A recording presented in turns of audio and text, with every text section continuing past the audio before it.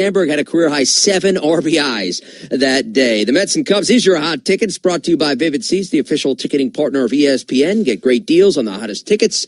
Experience it live. It's time for the top home runs from the week that was. From the bigs, we call them dingers, with our Ryan Matlack choosing the best from 10 to 1. Number 10. There's a drive to right field. If it's fair, it's way gone. O'Neal Cruz watches it sail toward the Allegheny. There's a Cruz missile. Number 9. To Murphy in the pitch. Swung on and belted. Deep left field. How far is that bad boy going? Into the wind. Gone. Second home run of the day for Sean Murphy. Number 8. Swung on. He hit a ton. Deep right center field. Robles back. Track wall. Gone. He's gone deep again. Number 7. Breaking ball blasted. High and deep right field. Forget about it. Way up. Where will it land? Up into the second deck. A tremendous 2-run home run for Bryce Harper. Number 6. Swinging a ball drilled the other way to left center field. Over on the run, Reynolds and Sawinski toward the track. Look it up. It's gone. A 3-run opposite field homer for Josh Lowe.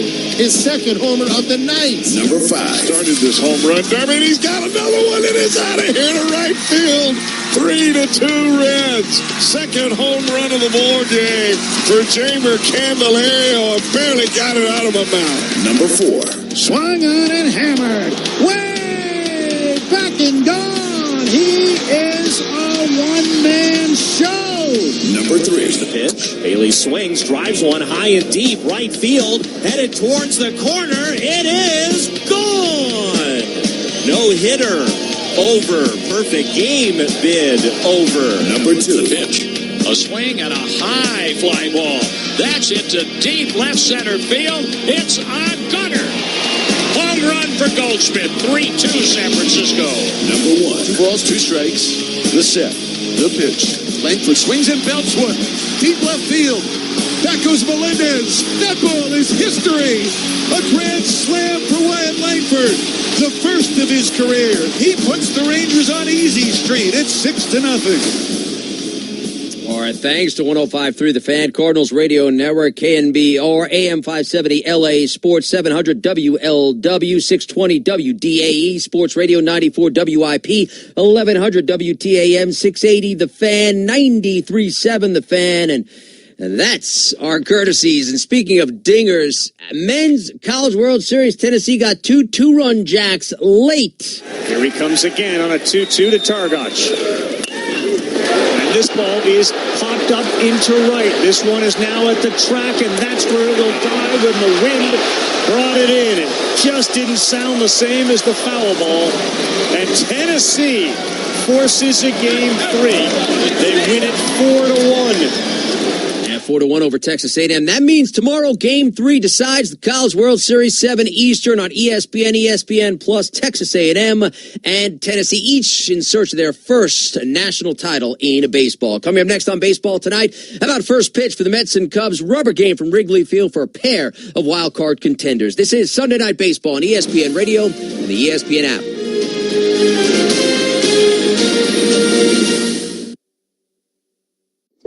Elevate every morning with Tommy John's Second Skin underwear. What you put in your pants can make or break your day. The luxurious support of Second Skin guarantees everything will go smoothly. When you wear Tommy John, you're much more comfortable, so you can do everything better. Tommy John's Silky Second Skin underwear has dozens of comfort innovations, like a supportive contour pouch and breathable, lightweight, moisture-wicking fabric with 4 times the stretch of competing brands. With over 20 million pairs sold and thousands of 5-star reviews, guys love Tommy John. That's why Tommy John doesn't have customers. They have fanatics. Plus, your most valuable assets are covered with Tommy John's best pair you'll ever wear or its free guarantee. Get 20% off your first order right now at TommyJohn.com/stream. Save 20% on Second Skin at TommyJohn.com/stream. TommyJohn.com/stream. See site for details. or reduce what you owe to the IRS. Generous programs are now available that can give you a fresh start. Our passion is taxes and helping individuals fix their IRS problems. We have over 1,000 5-star reviews on Google and an A+ with the Better Business Bureau. You don't need to be afraid of the IRS any longer. End your tax nightmare today by visiting us online at TRA.com or call 800-575-6759. That's 800-575-6759. Tax Relief Advocates. Real solutions for real people. Hey there, business ballers and entrepreneurs. Ready to make your financial dreams come true? Well, get ready to score big with SwishFunding.com, the slam dunk solution for all your business funding needs. Just like that satisfying swish when the ball goes in, SwishFunding.com guarantees you a seamless funding experience. Working capital, expanding your business, upgrading your equipment, or even covering payroll. If you have at least $25,000 in monthly revenue and been in business for at least 1 year, qualifying is easier than a layup. At Swish Funding, we fund up to $5 million in 24 hours. SwishFunding.com's team will guide you every step of the way. No more banking red tape, just quick, decisive action to get you back in the game. Head over to SwishFunding.com and slam dunk your financial goals today. Remember, it's not just a shot in the dark, it's a surefire swish. Go to SwishFunding.com. That's SWISH Funding.com. SwishFunding.com. Temps are heating up, and so are the ticket deals this summer with Vivid Seats. Whether it's scoring tickets for a night out at the ballpark or witnessing the rising stars of women's basketball, Vivid Seats has you covered. With a robust rewards program and wide selection of tickets, Vivid Seats makes it easy to score great deals on great seats with a 100% buyer guarantee, giving you the peace of mind for the ultimate fan experience. Just visit vividseats.com or download the app today. Vivid Seats, the official ticketing partner of ESPN. Every business faces challenges, but complicated, expensive, and uncertain shipping shouldn't be one of them. With USPS Ground Advantage from the United States Postal Service, you can avoid all the noise. No more unexpected surcharges, hidden fees, or complex rate structures. It's just easy, cost-effective, and dependable shipping. Tune your business's frequency to success and turn shipping to your advantage. Learn how at USPS.com/advantage. USPS Ground Advantage. Simple, affordable, reliable. Around here at Wrangler, we are all excited for spring. The longer days, the warmer nights. When you've got your pick of shorts and jeans, either works just fine. Because comfort keeps us going. So grab your family, your friends, and your Wrangler layers for some fresh air adventures together. Blue skies, open roads. Wrangler, for the ride of life. This is Sunday Night Baseball on ESPN Radio and the ESPN app. Get basketball back on baseball tonight. First pitch for the Mets and Cubs from Wrigley Field is moments away. Let's pause 10 seconds for station identification. You're listening to Sunday Night Baseball on ESPN Radio and the ESPN map.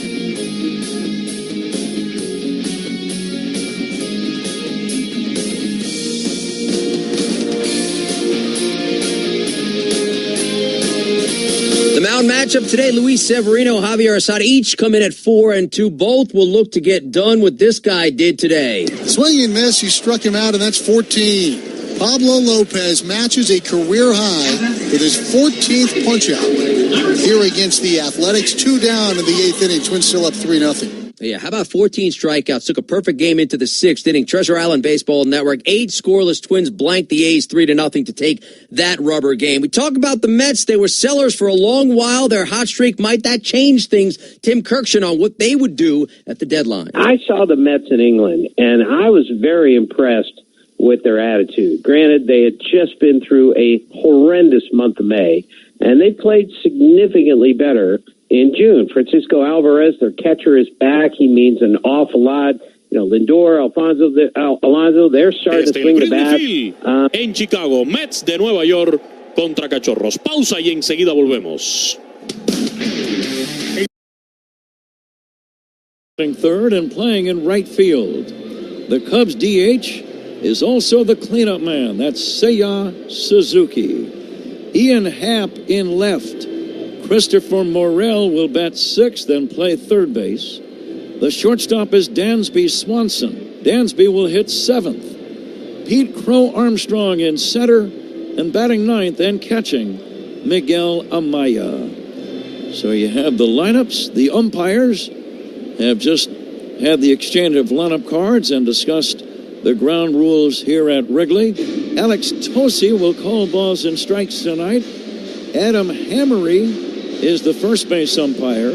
Second base umpire Brian Walsh, and Vic Carapazza working at third. The announcement of the umpires sponsored by Suits 2020 in Niles, the largest selection of wedding outfits for grooms and groomsmen. It's cooled off very pleasantly. We've had temperature in the low 90s most of the week. Right now, a very delightful 75-degree temperature at game time. Game time temp is sponsored by Four Seasons. Heating, air conditioning, plumbing, and electric. Your trusted local experts, Four Seasons. We are ready to go, the Cubs and the Mets. Cubs have a chance to win back-to-back series as they play their ninth and final game on this homestand. Back to get it started right after this. You are listening to The Score and the Cubs Radio Network. Hall of Famer Pat Hughes and Ron Coomer bring you all the action on the Chicago Cubs Radio Network. Cashback is not available on gas in New Jersey and Wisconsin. $5,000. That's the average amount of money people in the U.S. are now spending on gas in a year. $5,000. That's crazy. If you drive, you have to download Upside, the free app that gives you cash back every time you get gas. That's right. You can earn real cash back with Upside just by buying the gas you're already buying. You can literally start earning cash back today. I use Upside every time I fill up, and I've already made around $300. You're putting gas in your car anyway. Why not get real cash back? If you like free money, download Upside. I'm saving the cash I earn from using Upside to help pay for a vacation later this year. Download the free Upside app now to earn cash back every time you buy gas. Use promo code WAVE to get an extra 25 cents per gallon on your first tank. You can cash out anytime right to your bank, PayPal, or a gift card for Amazon and other brands. Just download the free Upside app and use promo code WAVE for a 25 cents per gallon bonus on your first tank. That's code WAVE for a 25 cents per gallon bonus. In the heart of downtown Milwaukee, there's an all-new Potawatomi Casino Hotel, where there's a table waiting for you at 12 bars and restaurants, a winning seat at 40 table games or 3,000 slot machines, plus the thrill of bingo, full-service sports betting, and more. Are you ready to spark something new? Light up your senses at Potawatomi Casino Hotel. Explore more at paysbig.com. Experience the new Genesis of Algonquin to see how every Genesis is meticulously designed and crafted for luxury. Visit genesisofalgonquin.com. Very special day here at Wrigley Field. The great Ryne Sandberg had a statue ceremony and the unveiling of the statue before the game. Many of us were there and quite honored to be in the audience, Ron, watching, and Rhino's been one of our favorite people and one of our favorite players for a long, long time. Yeah, absolutely. It was a great ceremony. I thought, it just turned out phenomenally well. And, and to reminisce about some of the things that happened many moons ago in the Sandberg game, as Bob Costas was talking. But then just to listen to Rhino's words and understanding, what all of this has meant to him, and just a really special day for the Cubs organization. And as you just said, just happy to be able to be there and see the whole ceremony. This is the 40th anniversary of his two-homer game against Bruce Sutter. We're ready for baseball tonight. First pitch by Javier Assad is in there for a strike to Francisco Lindor. And away we go. Boy, it feels good at Wrigley, doesn't it? Beautiful day. The 0-1 pitch in there for a called strike two. It's been extremely warm and humid all week. And that's okay, too. Those are going to happen during baseball in the Midwest, always. Here's the 0-2, curve in the dirt. But when it cools off like this, boy, does it feel good. It really does. It's a little shot of adrenaline after some, a week straight of 90-plus degrees. Javier Assad has pitched well this season. The big right-hander fires 1-2. Low and inside, 2-2. Lindor hitting .241. Former Cleveland Indian. And yes, he was an Indian before they changed their name to the Guardians. Here comes the 2-2 to Lindor. A little bit low, 3-2. Ron, as you think about Assad facing these Mets tonight, what's on your mind? Well, I think first and foremost, it's command of that two-seam fastball. That's his best pitch. And he's got a very good one. 3-2 on the way. Poked foul. We'll do it again. When he has great command of that pitch, the strikeout numbers start piling up in a hurry because hitters give up on that pitch, whether it's inside the lefties or the pitch away to the righty. You just can't expect that ball to move like it does. So we'll watch that tonight. And he's done a very good job of mixing up speeds also. Bouncer to second should be routine for Horner. It is. And that's out number one as Lindor bounces to second. No score, just underway. The batter now is Brendan Nimmo. Well, there's a little cutter, and that's the pitch that gets a little rollover ground ball after seeing a two-seamer. He'll end up about 93 miles an hour, maybe top out at 94 today. Speed Gun, as always, powered by Xfinity. Stream sports with Xfinity because it's only live once. Nimmo, a 244 hitter. Cubs in their home white uniforms, white shirts and trousers, blue pinstripes all over, blue hats. They'll wear blue helmets while batting. Here comes the next offering. Fastball a little bit high to the left-handed batting Nimmo. Cubs have the dark blue hats and numerals and sleeves and socks. And most of the guys wearing white shoes these days. Pete Crow Armstrong in center wears blue, powder blue kicks. Here's the 2-0. Outside 3-0. The Mets in their traveling grays. Gray shirts and trousers, blue numbers trimmed in orange. Blue hats and helmets, blue sleeves and socks. Here comes the 3-0 to Nimmo, and that's going to be in there for a called strike. Uniform description sponsored by Benjamin Moore. Transform your clubhouse into a Cubs house with Cubbies Blue, Wrigley Field Green, or Marquee Red, official paint of the Chicago Cubs. Ground ball to first and foul. A diving try by Bush became irrelevant when the ball was foul as it passed the bag. Adam Hammery, the first base umpire, made that call. Now, ball looked like it was going to stay fair. It bounced twice, and then that next hop, it just went into foul territory. And breaks his bat. He's exchanging bats. I think he got that one off the end of the bat just a little bit. Assad run has quietly been amazingly consistent this year. He's made 15 starts, hasn't missed one, and only twice out of the 15 starts has he allowed more than 2 earned runs. Yeah. And a lot of zeros and ones and twos allowed. Here's the 3-2 drilled foul to right, but he's pitched winning baseball. Oh, if you get your guys that are somewhat expected to be in the back of the rotation to pitch like he is, you're going to win. And you're going to be a playoff team is what you're going to be. Some of the other numbers that stand out to me. Ground ball right side, Bush backhands, underhand feed on the bag, not in time. Assad a little late getting to the bag. The throw had the runner beat, but I don't think Assad had his foot on the bag, Ron, when he took the throw.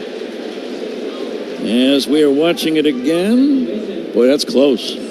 Yeah, it is close. We're looking at it again, and the Cubs are going to review this. We're getting another look, and he's going to be out at first base. This is a call. Yeah, he's definitely out. His foot is in the air, and Javi is on the bag. So this will be an out. This will be a quick review, and it'll be a 3-1. Challenges by instant replay, managerial challenges. They always take a second look. A second opinion is always a good idea. Get yours at Northwestern Medicine. Fans watching the replays on the board. And let's see if they overturn the call. After review, the call on the field is overturned. The runner is out. He's out. All is overturned. Score that one 3-1. Assad a little bit tardy getting over, but he got there in time as it turned out. And the batter, J.D. Martinez. No score, top of the first here at Wrigley. Great crowd tonight.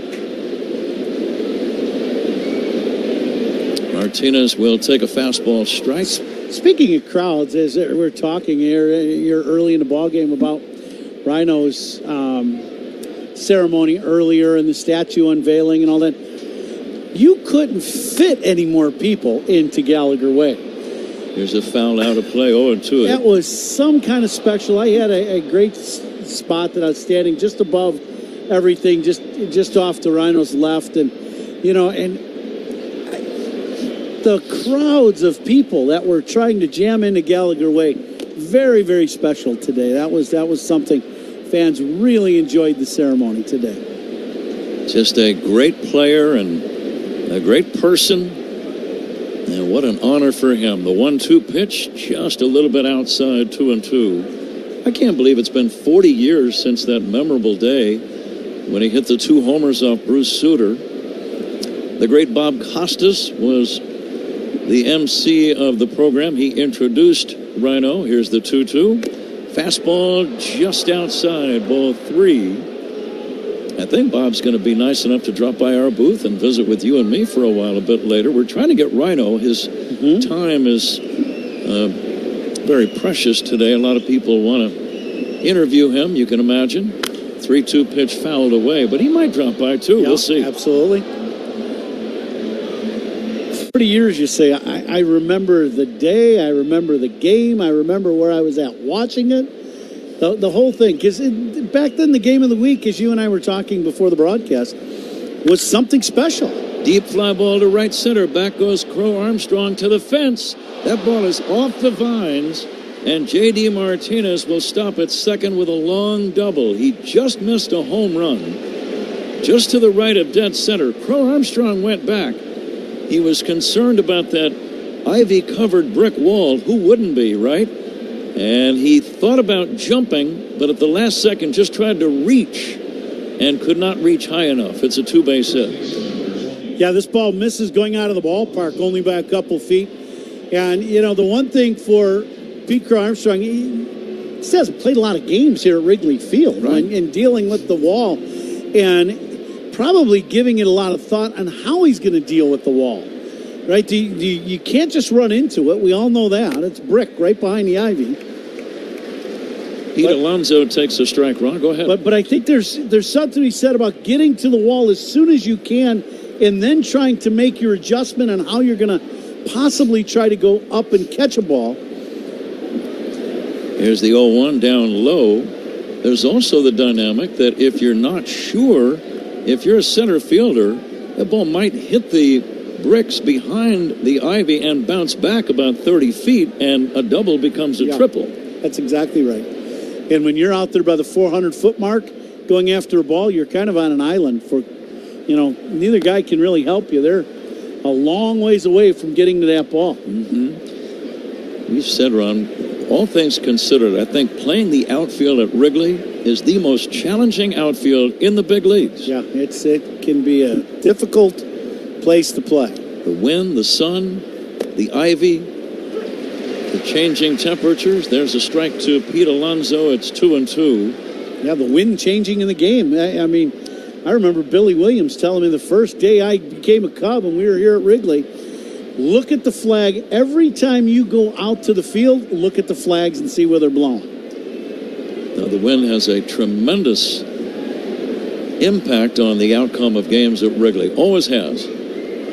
No score. The lead at second by Martinez. The 2-2 to Alonso. Drilled to deep center. Back goes Crow Armstrong. He's got it on the warning track. He went back, looked over his shoulder as he was backpedaling. That was not exactly a routine play. That ball started to knuckle a little bit, and the young outfielder stayed on it and made the catch to end the inning. No runs for the Mets. They leave one after a half. New York Cubs coming up. This is The Score on the Cubs Radio Network. Cub fans, Nico Horner here. Pat and Ron call every game here on the Chicago Cubs Radio Network. Want to save on some of the biggest names in streaming on the network made for streaming? X marks the spot. Now through June 30th, get 150 megabit Xfinity internet for 12 months with a 1-year contract. And for just $15 a month, add the new Stream Saver that includes Peacock, Apple TV Plus, and Netflix. That's Xfinity Internet and Stream Saver for just $35 a month. All your favorites, all in one place, only from Xfinity. So go ahead and binge some shows, stream some movies, and save some money all at the same time. For more watching and less spending, X marks the spot. Switch to Xfinity, the network made for streaming, and bring on the good stuff. Go to Xfinity.com, call 1-800-XFINITY, or visit a store today.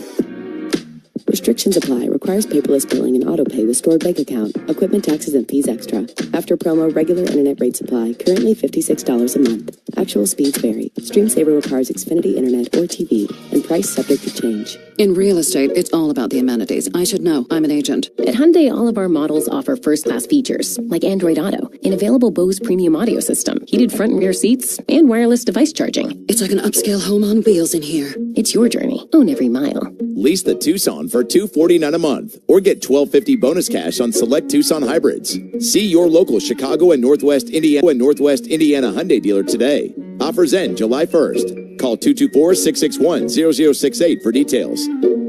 Engineered for efficiency, comfort, and ease, Bosch tools are built to keep workers in the zone and off the bench. Bosch tools, what hard workers deserve. The Cubs leadoff man is Nico Horner. The leadoff man is also presented by Benny's Beverage Depot. If Nico gets a base hit, Benny's Beverage Depot donates $100 to the Greater Chicago Food Depository. If you can't find it at Benny's, it's probably not worth drinking. Nico Horner to lead it off against the hard-throwing right-hander Luis Severino. The native of the Dominican Republic delivers a strike. Ron, we saw Severino in late April in New York, and he pitched one of the best games the Cubs have seen against them all year long. In fact, he took a no-hitter into the 8th inning that night, ended up getting a no decision. Dansby Swanson finally had an 8th inning single to break up his bid for history. But he can be very, very tough. Yeah, he can. And you know, he's got two fastballs. He's got the four-seamer and two-seamer. Two-seamer is a very good pitch, and he's got a couple different breaking balls, but they're all pretty hard. So you're really looking at like a sinker slider-ish type guy if you were to qualify somebody. This fastball is either going to ride straight or sink a little, and then the breaking ball at a couple different speeds is going to go away from you, but most of them hard. Breaking ball away, 2-2 on Nico Horner, hitting .236. Cubs trying to win the series, trying to wrap up a homestand with a winning record as well. Here's the 2-2. Little looper, shallow right field base hit. Nice piece of hitting. Just reached out and punched it into the opposite field. A little flare falls in. Leadoff single for Nico, and here's Michael Busch. Well, it won't be a no-hitter today. And if I hit one of those, I'd reach out and just slap one over the other way, and I'd be running down the first yelling, "That's a knock." For all those line drives you hit at somebody, that's a little payback. Michael Busch hits a one-hopper to second, fielded by McNeil, goes to Lindor, one, and that's all. Broken bat, soft line drive to second. McNeil threw the ball to Lindor for the force on Horner. So Busch takes over at first. No score, bottom of the first. A man at first, and the batter is Cody Bellinger. Now this is a fastball. They want this ball away from Busch, and Severino gets around this ball a little bit, four-seamer, and just darts a fastball in and breaks the bat of Michael. Bellinger swings and misses. Lefties have done better than right-handed batters against Severino. Right-handed batters hitting just 194 against this guy. Lefties, 255.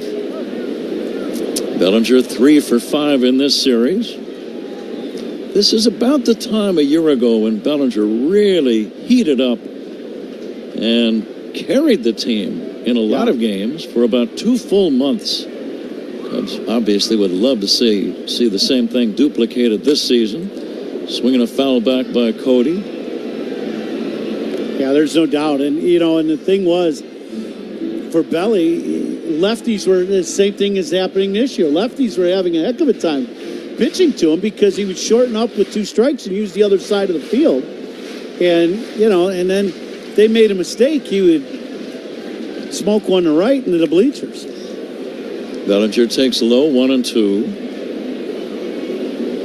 This is the final regular season game between these two teams. Cubs have a record of 3-2 against the Mets. Alonso holding the runner Bush at first. Bellinger swings and misses. There's a sharp breaking ball, and that's out number 2. Well, that's the hook we were talking about. He's got the good fastball.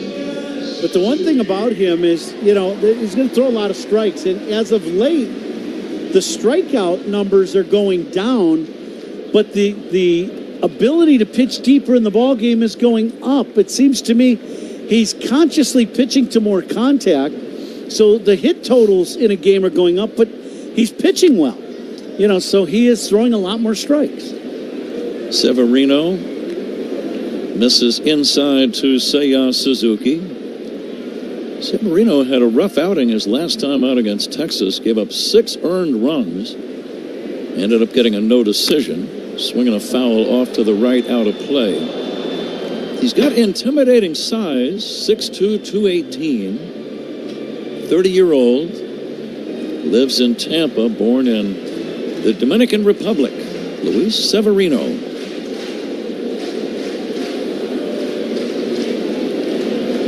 And the pitch on the way. Seiya will take a strike.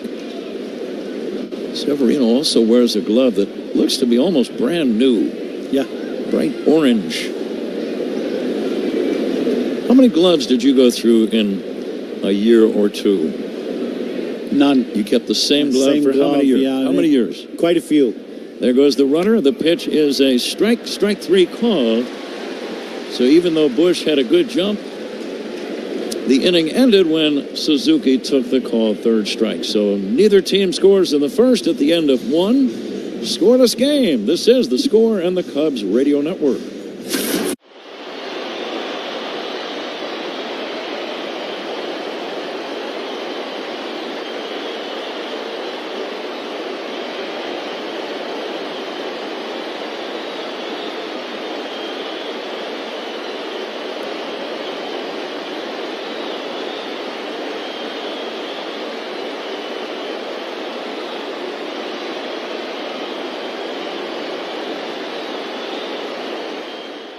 Not completing high school is more of a social thing than it was an academic thing. Even though all these years have passed, I still had that longing to have my diploma.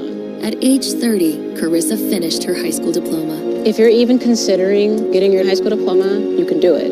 No one gets a diploma alone. If you're thinking of finishing your high school diploma, you have help. Find free adult education classes near you at finishyourdiploma.org. That's finishyourdiploma.org. Brought to you by the Dollar General Literacy Foundation and the Ad Council.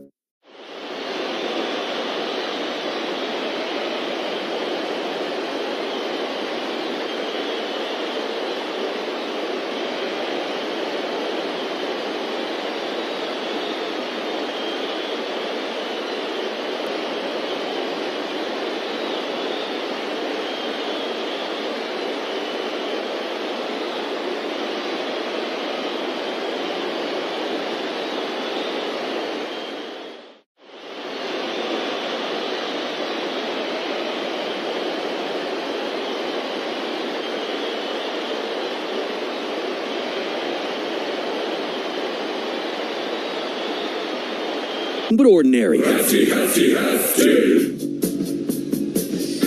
first inning was powered by Invesco QQQ. Tomorrow's innovation awaits with Invesco QQQ. Let's rethink possibility.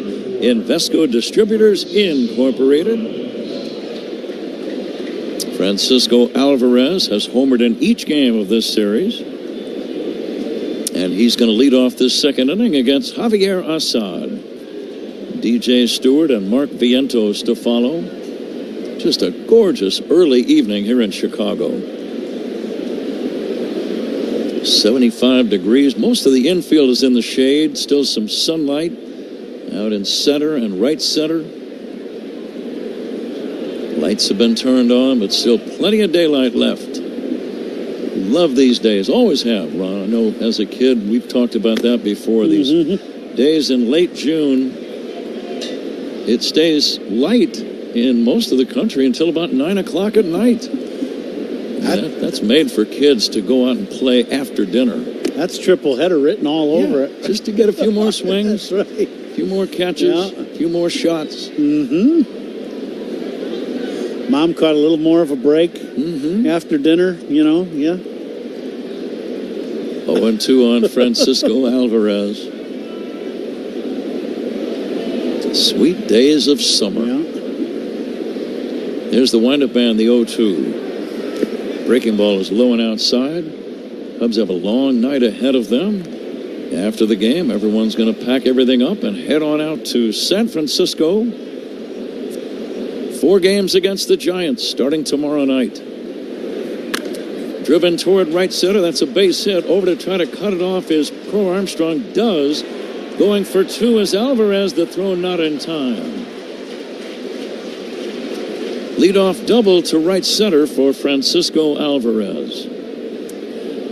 Now, the more I watch this guy play and swing the bat, the more and more you get impressed by what he can do. You start leaving some pitches inner half or missing with the breaking ball inner half, and he's got the ability to hit the ball into the left field seating with 2 home runs in this series. Now you get that ball down and away, and he rifles that ball in the right center gap. If you're looking at how you want a big leaguer or your kids to hit, just look at that. That's a pretty good example of what you're trying to do as a hitter. It's a leadoff double here in the second inning. 0-0 game. DJ Stewart fouls one away, and a fan made a very nice catch in the upper deck just down below us, off to the left. They want to be part of the broadcast with the catch of the game. They're pointing at you already. There is a pitch in there for a strike. As you bring that up, Ron, it's sponsored by Catch Des Moines. Things aren't so hush-hush in Des Moines, where only the S's are silent. Discover the best of the Midwest at CatchDesMoines.com. Fan has already spoken for that one for the night. Yeah, there you go. Just scratch that one right off. Nobody out in the mat at second. Now Assad glancing back at the runner and the pitch. Little pop fly, shallow left center. Swanson going out. Crow Armstrong comes in. That falls in for a base hit. The throw to third is going to be in time. What a play by Crow Armstrong. The runner had to hold up Alvarez from second, thinking the ball might be caught. Crow Armstrong caught it on one bounce in shallow left center and fired a strike to Morel to get the out at third base. What an odd play. Yeah, very. Alvarez just has to wait to see if Crow Armstrong's going to catch this ball, and he really stays too close to the second base bat. If Armstrong's going to catch this ball, he's going to have to lay out to catch it. And once Pete stays on his feet, this ball, perfect timing by Pete Crow Armstrong to play the one big hop. But Alvarez, who does not run well, was probably only 15 feet from the second base bag as Pete Crow Armstrong caught the one hop. I'm a little confused how to score that one, Ron. Does the man get a base hit? I think it's a base hit, and then it's 8-5 on the putout is what I would say that's going to be. Yeah, it'd be hard to take the base hit away from Stewart, so give him the single. Yeah, the ball drops in, and now the play continues, right, would be my thing. So that's where the base hit, and then a putout on the bases. I think you're exactly right. Here's a fastball missing to Mark Vientos. But when's the last time you saw a base hit and a runner from second getting thrown out at third? I can't remember that one. You don't see that often, and when you're the guy on the bases, you're not real happy about all that. Here's a bouncer up the middle. It's fielded by Horner. Goes to Dansby for one over to first. Double play. What a double play. There were birds flying in the area. Unbelievable. Nico Horner grabbed the grounder, avoided one bird, shoveled the ball to Dansby Swanson, who avoided the other bird and avoided the slide of Stewart, and then fired to first. This is the anniversary of the Sandberg game, I'm just saying. 4-6-3.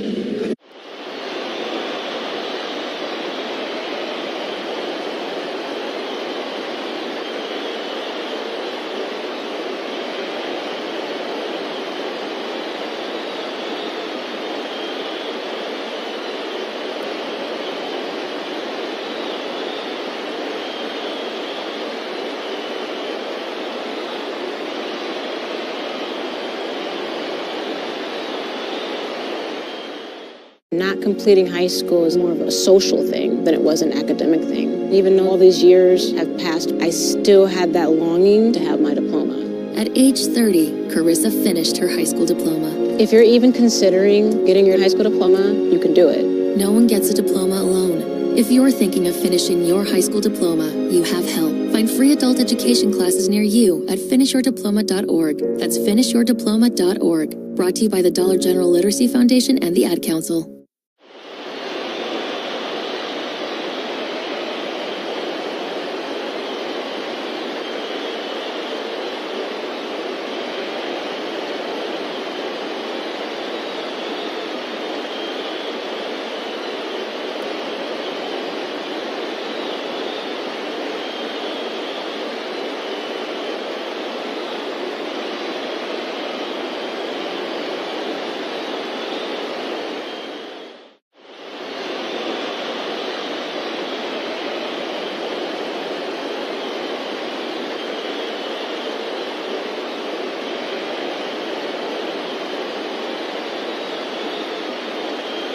Empowered. Take the short drive north and visit your one-stop shop for everything Subaru. Ziegler Subaru of Quintana.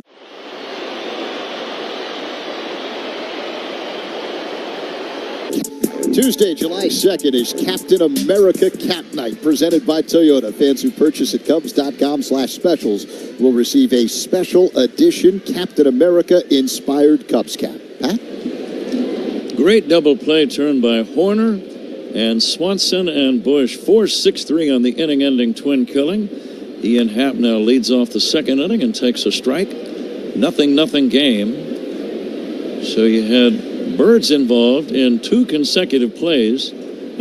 Pete Crow Armstrong, there's the bird involved there. And then the birds literally were flying around second base right in the middle of that 4-6-3 twin killing. You were hanging around with all your Hall of Fame buddies today. You're at the top of your game today with this Hall of Fame stuff with the bird. That's pretty good. Swing and a miss by Ian Happ. They count 1-2. A lot of Hall of Famers in that crowd today. You know, all the local guys who are, were here today were very special. Here's the 1-2. Happ tried to check, couldn't do it. High fastball gets him. And that is out number one. But Tom Ricketts spoke. Yeah. Bob Costas, the MC, did his typical brilliant job introducing Rhino. But Larry Boa spoke. Sean Dunston had a speaking role. Yeah. Then Andre Dawson was there, and Fergie, yourself. Here's a pop fly off the bat of Morel, shallow right. Going out, Alonso makes the catch in foul territory. Sweet swinging Billy Williams was in the crowd. Sure. You know who else was there today that's a Hall of Famer that I thought that was really a cool thing that he was here today? Jim Thome, one of my favorite guys in our game. I've played against Jimmy since we were in AAA ball. But one of the nicer people you'll ever meet in our game. And Jimmy was there, him and his wife were there. And I did not get to say hi to him, but I thought that was really nice that he was there. First ballot Hall of Famer, I believe, wasn't he? Yeah. Certainly should have been. Dansby Swanson swings and misses. Two down, nobody on. Morel popped out after Happ struck out. Inning number 2. Cubs had a leadoff hit by Horner, but that did not lead to any tallies. Double plays, and that was quite a double play turn by the Cubs. Those are always sponsored by Nissan. They make cars that thrill. Experience the thrill for yourself today. Swanson, by the way, had the first hit in that game we mentioned earlier when Luis Severino took a no-hitter into the 8th inning. Dansby had a soft single into left field in the game at Citi Field in New York. Here comes the 0-1.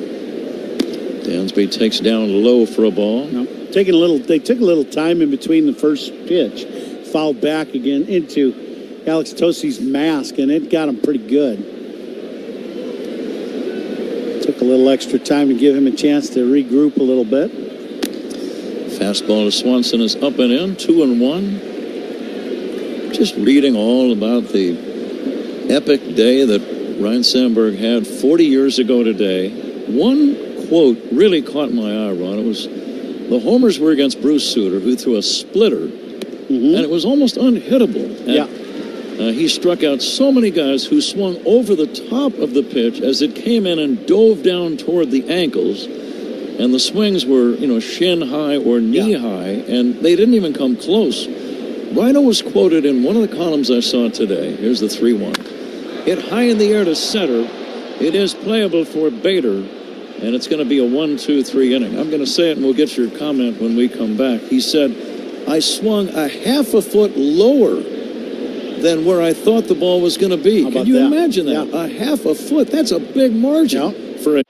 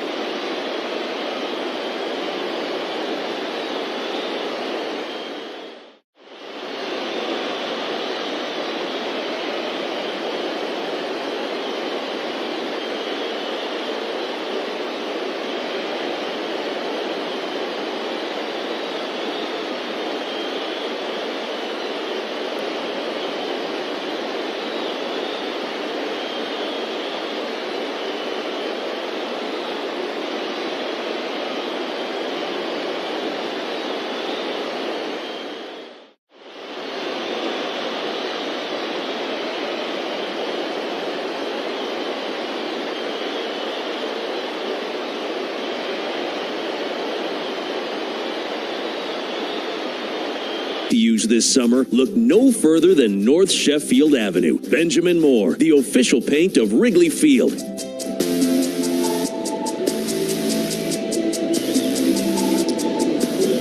Cubs baseball brought to you by QQQ. Here coming to you live, in fact, all season long from the Invesco QQQ broadcast booth. Proud ETF partner of the Chicago Cubs. Now getting back, Ron, to the quote by Ryan Sandberg about swinging a half a foot lower against Bruce Sutter because of that devastating pitch that he threw. What kind of discipline does that take to swing much lower than where the pitch is actually looking like it? It's 0-1 on McNeil. Here's the next pitch. It's inside for a ball. You think it's going to be, knee high, and the next thing you know, it's down at the ankles. How much discipline does that take? Extreme. And then the other thing is, the pitch is fairly new in the league, so not everybody was throwing it. That's the other thing where, through the years now, as that pitch in for a strike counts 1 and 2, now more guys have thrown it. And especially in the 90s, it was a popular pitch, the 80s and 90s. But, earlier, as Sutter made that pitch popular and, famous and, did so well with it, the idea of hitting that pitch is very difficult because it comes out looking like a fastball. The pitch you can attack as the hitter is the split finger that's up. If it's up, you're on the attack and knowing it's going to be, knee high. McNeil lines one to right, but right there is Bellinger to make the catch. One down. Go ahead, Ron. If the ball starts out and a guy throws that split and he throws it, let's say, mid-thighs, and it looks like a strike originally, it's going to be at the shoe tops, and you're going to swing over it. And, as a young kid, I watched Bruce Sutter save many, many games here at Wrigley, and that's what he would do. He would get that split finger, and it would start a little above the knees and end up the shoe tops and get that swing over the top that you're talking about. Harrison Bader will take a strike. No score. We are in the third. One away, nobody on. Most of the field now is in the shade, just a little sunlight in the right field area. right near the right field line in shallow right.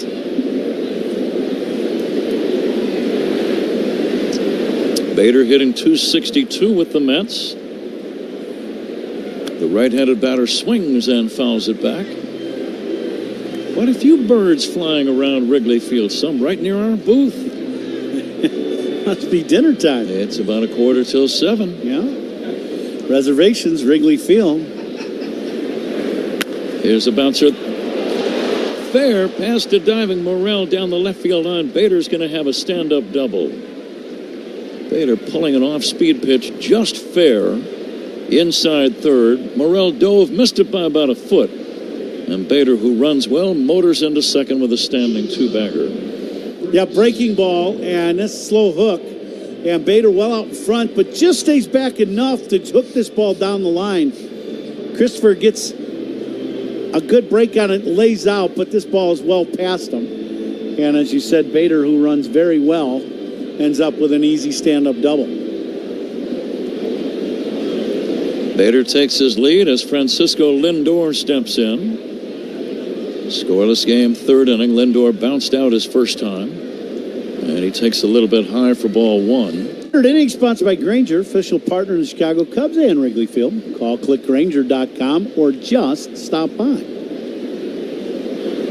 Spent part of the morning, though, going back over that Ryan Sandberg game. Here's the pitch by Assad, and it's in there for a strike. I have a series, Baseball Voices, and two guys were making those calls. Bob Costas on NBC television and Harry Carey on Cubs radio. And they're both very enjoyable to listen to 40 years after the fact, and they will be forever. But Harry Carey, he was working with Lou Boudreau. Yeah, right. And he just blurted out after the first one, he thought it was, amazing. Yeah. And then after the second homer that tied him, he said something like, "Everyone's going bananas." And I thought that pretty much tells it all. That's, the whole ballpark was up for grabs. Here's the 1-1 pitch inside for a ball, 2-1. Harry leading the pack. Oh, absolutely. He was leading the chant. There's no doubt. He'd be the first to agree with that statement. I'm proud of it. But that's typical Harry. It was beautiful. And Bob Costas on television. It's on the Baseball Voices series also. And he makes two very dramatic calls. Tony Kubek also got very excited on the second home run. And Bob said something like, "Do you believe it?" on the second one, because it was so stunning. And that's part of the fun of doing these jobs, Ron, and just part of being a baseball fan, I think. Here comes the 2-2 pitch to Lindor, pulled foul. Sometimes games are so stunning and things come out of nowhere and they shock you in such an excited way and a pleasing way and a thrilling way that you just don't even know what to say or what to think. And I think a ball player even experiences that sometimes. Absolutely, you do. I guarantee you everybody in that Cubs dugout and the Cardinals dugout felt the same way. Can you believe that? One team was jumping up and down happy, and the other team wasn't very happy. Lindor chops it foul, 2-2. But you and I joke about this quite a bit as we're broadcasting their live broadcast. You just don't know what's going to happen in a 3-hour ball game. You just never know. And how many times have you said, I have never seen that before in a big league game. Right? I mean, you just don't know. Here comes the 2-2. It's taken high for ball 3. Well, we just saw that bizarre play earlier where it looked like it was going to be a single with a man at second, and the runner gets thrown out at third. I can't remember ever seeing that exact play. Now the 3-2 pitch from Assad. Lifted to left, pretty well hit. Trouble, back goes Happ near the wall. That's a home run. Opposite field home run, Francisco Lindor. And the Mets take a 2-0 lead here in the third inning. Straightaway left.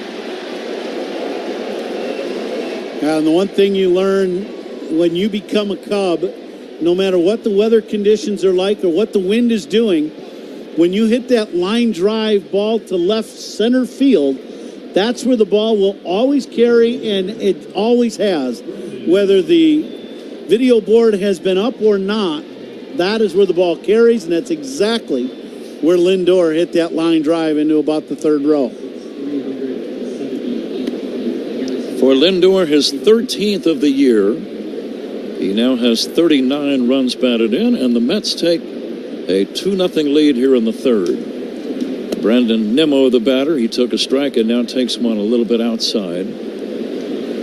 That's not very far where that ball, not very far to the wall where that ball left the ballpark. A swing and a miss, that's 1-2. You figure about 80 feet to the right of that, it says 368. Right.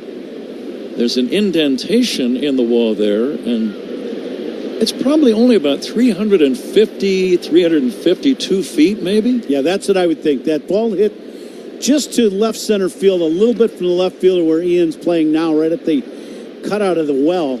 Yeah, 350 is about. Now, that's one of the shortest in that particular area in a big league park. That's one of the shortest left fields in all of baseball. That's right. Well, you're looking at that being a spot. Deep drive to left. This one is almost a carbon copy, and it's a home run for Nimmo. The Mets go back-to-back. Bob Costas earlier said the 2 homers by Ryne Sandberg could have practically been caught by the same fan. You could almost say the same thing about the homers by Lindor and Nimmo here in the last 5 minutes. Yeah, no doubt. It's the same spot. It's that just to the left center field side of Ian where he's playing. He gets to go 3 or 4 steps to his left and then back. And, it's about 350 feet. And the ball carries there, and it ends up in the seats. That's 2 in a row. And I don't know how many ballparks that would have been a home run in. Either one of them. No, I agree, Ron. For Nimmo, his 11th. He has 43 runs batted in. Tommy Hottovy out to see about Javier Assad. And the Mets lead by 3. Still only 1 away in the inning. 3 straight extra base knocks. Bader a double, and then back-to-back home runs by Lindor and Nimmo. And now the batter, J.D. Martinez. He doubled his first time. Yeah, I would say the pitches were running away from both Lindor and Nimmo, but both of those pitches were up just a little bit, and that's what allowed them to elevate that ball to hit it out of the ballpark. 2 opposite field homers. The Mets are making as much contact against Assad as any team has all year. He's only faced 11 batters run and 5 extra base hits and 6 hits total for New York. Big chop to the left side. Nice short hop on the play by Morel, and he throws to first in time. Beautiful play, ranging to his left. Got caught in between hops and made a dazzling stop and got his man at first. Yeah, there's sometimes you go to your left hard as a third baseman on one of those balls chopped. If you let this ball go to Swanson, it's a base hit. Yep. It's your ball. So you just got to come in and you fire the glove down there, and, you just got to hope that you throw it in the right spot, and that ball jumped into glove. It was an excellent play by Morel. 2 down, 3 runs in. Mets lead 3-0, and the batter is Pete Alonso. Alonso flied to the warning track his first time. And there is a strike.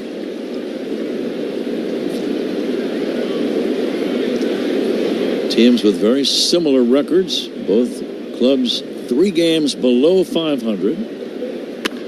Cracked on the ground left side. Glove by Morel, moving to his left. Good play, and he gets his man at first. 2 terrific plays back-to-back by Christopher Morel at third base. The Mets score 3 on the homers by Lindor and Nimmo. As we go to the bottom of the third inning, New York 3, Cubs nothing. This is The Score and the Cubs Radio Network. Cubs fans, Jameson Tyone here. Pat and Ron call every game here on the Chicago Cubs.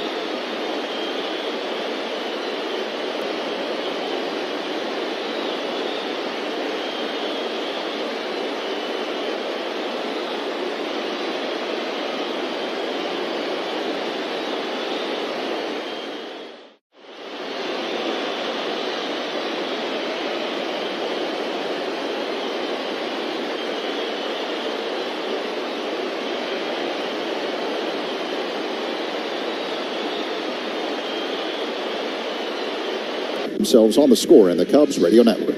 Covering the Cubs and all of Chicago's teams on Bernstein and Holmes, weekdays 10 to 2 on the Score, WSCR Chicago, WBMX HD2 Chicago, and Odyssey Sports Station. Pete Crow Armstrong is on deck. Who's on Deck is sponsored by On Deck. Need a small business loan fast? Apply today at ondeck.com. Pat? Zach, thank you. Pete Crow Armstrong leads off the Cubs third. The left-handed batter swings and misses from Luis Severino. Cubs had a leadoff single from Horner in the first. That's their only hit so far. Let's see if they can answer the Mets' 3-run rally with one of their own. Crow Armstrong hitting .202. Miguel Amaya on deck, and then Horner. The big right-hander Severino comes back. Swing and a miss. Crow Armstrong started to swing about halfway through. You know that he wanted to check. Just couldn't do it. We've all been there. Yeah, they're staying up the top of the zone against Pete.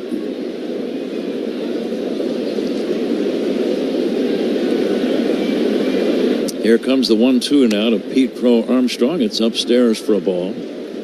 Cubs made a roster move earlier. Mark Leiter Jr. placed on the injured list with a right forearm strain. Luke Little recalled from Iowa. Here's a swing and a miss, strike 3, and Crow Armstrong is out number 1.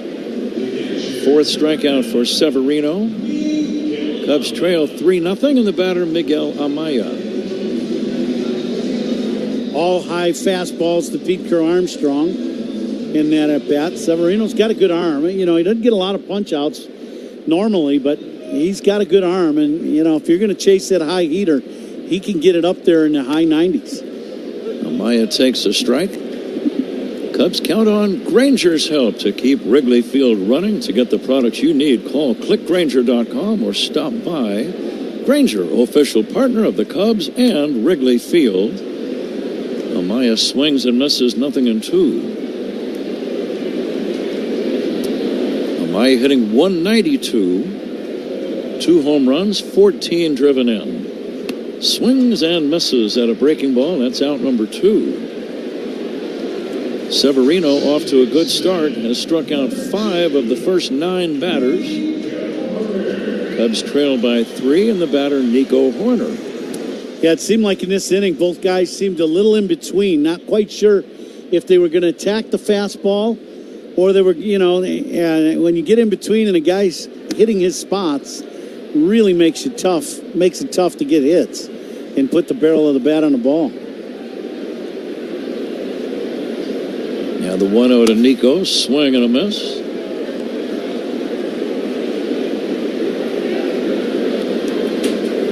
Cubs and Giants tomorrow night.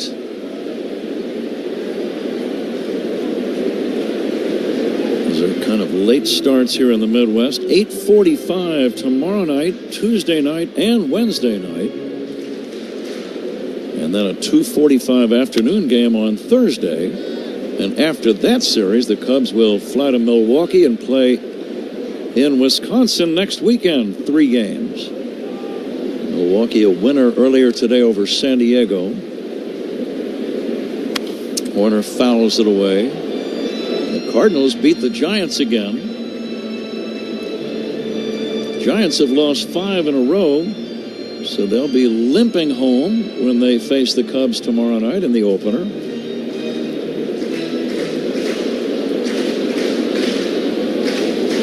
The 2-2 to Horner. Poked foul back to the screen. Fouled a tough pitch. Yeah, it's that darting four-seam fastball that he kind of crossfires, and Nico, a little bit of an emergency hack, just got a piece of it.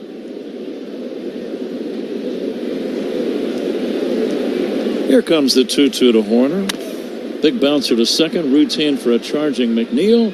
Throws to first to end the inning. Cubs go quietly after 3. Mets 3, Cubs nothing. This is The Score and the Cubs Radio Network. Catch every moment of every game all season long on the Chicago Cubs Radio Network. All right, so there we were, cruising through the new open-air zoo.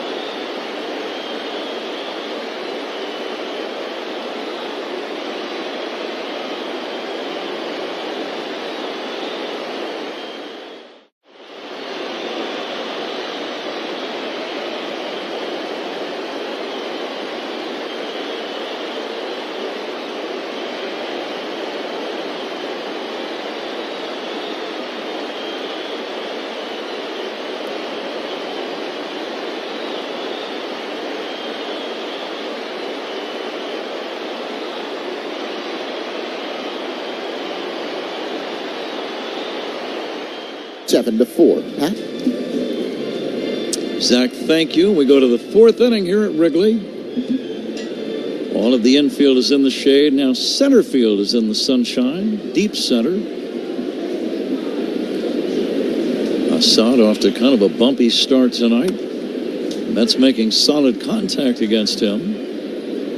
So far they've had 3 doubles and 2 home runs. The homers by Lindor and Nimmo back-to-back in the third. Here's a drive down the left field line, curling and going foul off the bat of Alvarez. And the one thing you're seeing about this Mets group tonight is how aggressive they are early in the count, right? Assad's throwing fastballs. They're swinging. They're ready to attack early.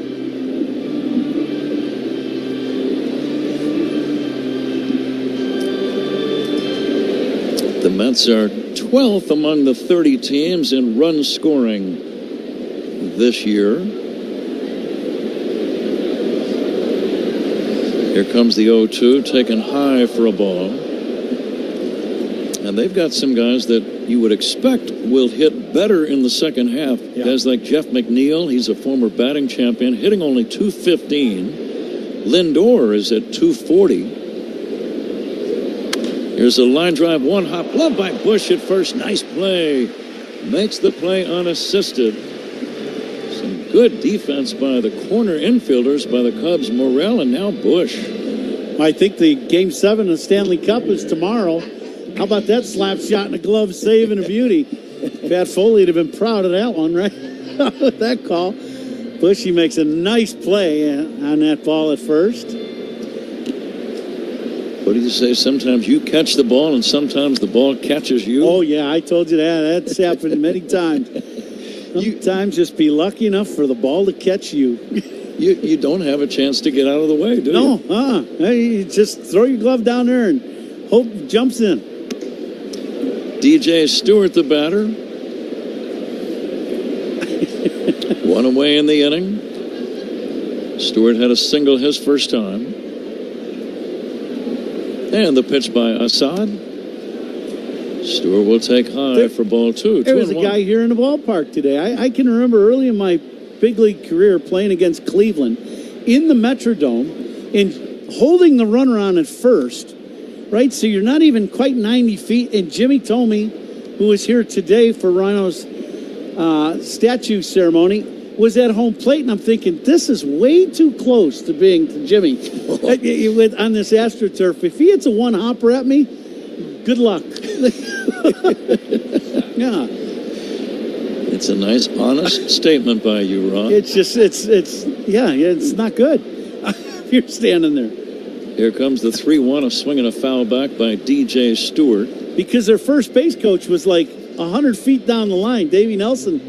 You couldn't hardly see him. He was gone. And you're like, well, that's not right. I can imagine that would make you want to back up and play about 30 feet deeper. Here's a swing and a drive down the right field line, curling and going foul. Still 3-2. We're going to play the attendance game, the Benny's Beverage Depot attendance game. If you can't find it at Benny's, it's probably not worth drinking. Well, it's a full house, that's for sure. We've been right around 38, 39 all weekend. I'm going to say 38, 783. And the payoff pitch from Javier Assad to DJ Stewart. Pop fly on the infield, shallow right center actually. Coming in is Pete Crow Armstrong to make an easy catch. And that's out number 2. 2 gone, and here's Mark Vientos. Reading all the stuff we got about Rhino, though. Yeah. His accomplishments, about the MVP and 9 gold gloves. Beyond the gold gloves, though, Ron, I think I read something where he went either 5 or 7 full years without a throwing error. Think of all the throws you make on double plays, on ground balls, on relay throws. To not make a single throwing error for a half a decade? Yeah. And beyond? Fly ball to left near the warning track. Making the catch is Happ. And that ends the inning. Mets go quietly, 1-2-3 after 3.5. New York 3, Cubs nothing. This is The Score and the Cubs Radio Network. If it happens in a Cubs game, it happens right here on the show. To rethink what's possible, how about being an investor? Not just in your future, but in the future. Well, it all starts with Invesco QQQ. For more than 25 years, this single ETF has given investors a direct line to the NASDAQ 100. That's 100 leading innovators behind advances in personal tech, science, and robotics, just to name a few. And you can access it all with Invesco QQQ. Let's rethink possibility. Invesco QQQ is the proud ETF partner of the Chicago Cubs. There are risks when investing in ETFs, including possible loss of money. ETFs risks are similar to those of stocks. Investments in the tech sector are subject to greater risk and more volatility than more diversified investments. The NASDAQ 100 index comprises the 100 largest non-financial companies on the NASDAQ. You can't invest directly into an index. Before investing, consider the fund's investment objectives, risks, charges, and expenses. Visit Invesco.com for a prospectus containing this information. Read it carefully before investing. Invesco is not affiliated with the Chicago Cubs. Invesco Distributors, Inc.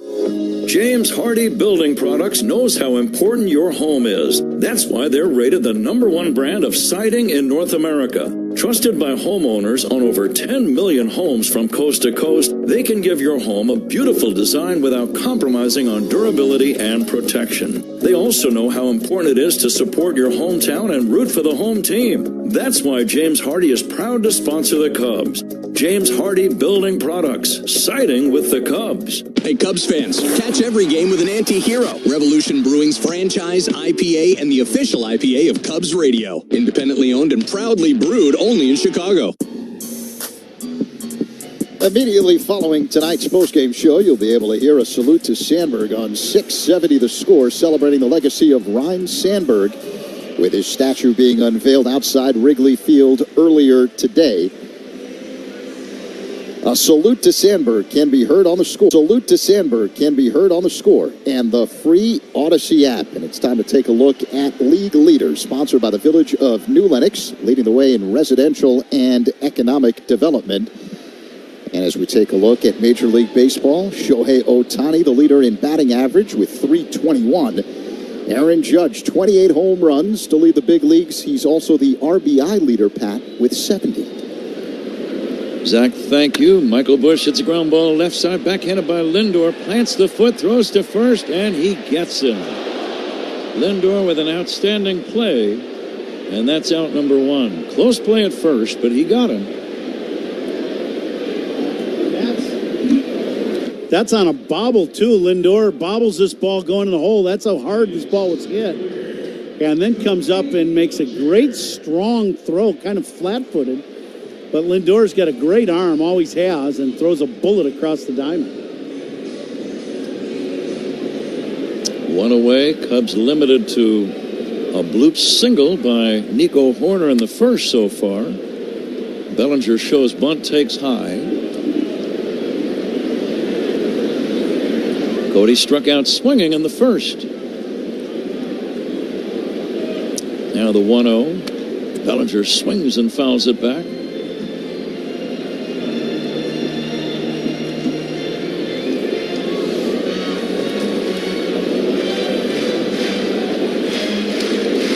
Cubs trying to win back-to-back series after taking 2 out of 3 against the Giants. Bellinger swings and misses at a high fastball. Severino today has, to the left-handers, they're having a hard time laying off that fastball. I think they feel like it's about at the belt, and it ends up being chest high. He's been good about keeping the ball in the park this year. Only 8 home runs allowed in 88 innings of work. So 1 homer for every 11 innings. That's very good, especially if they're solos. Yeah. Just missed that time. He threw a backdoor hook, little slider to belly, and just missed the outside corner. Good take by Bellinger. Now the 2-2 to Cody. Pulled on the ground sharply. Fair ball off the glove of a diving Alonso. It's going to be a base hit for Bellinger. Alonso diving toward foul territory, had the ball kicked off his glove and bounced back into fair territory in shallow right. McNeil picked it up, no play. Infield single, Cody Bellinger. Now, Belly hits this ball right over the bag, and I mean literally right over the edge of the bag. Alonso does a good job of knocking this ball down. If he doesn't, it's going to be an extra base hit for Bellinger. But once Alonso does not come up with the ball cleanly, it's going to be a base hit. Seiya Suzuki will take a strike. Here's where the Cubs could use a long ball right now. Seiya struck out looking his first time. Severino, the big right-hander, slowly comes set. And the 0-1. Fastball is inside, 1-1.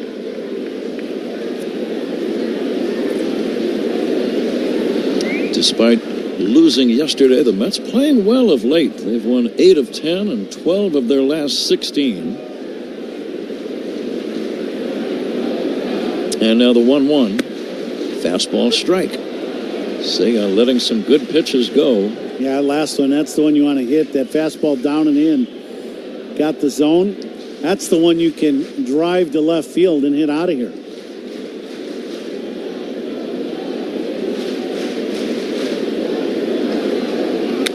Swinging a bouncer to short, a charging Lindor shovels to second. McNeil to first, not in time. They get the lead man on the 6-4 fielder's choice, 2 down. Well, after a couple fastballs in, they got sped up Suzuki and then breaking ball away, and he just rolls over this ground ball.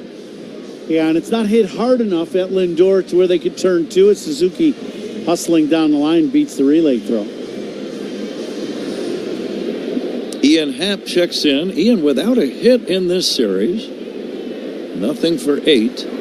Swings and fouls it back. Good cut.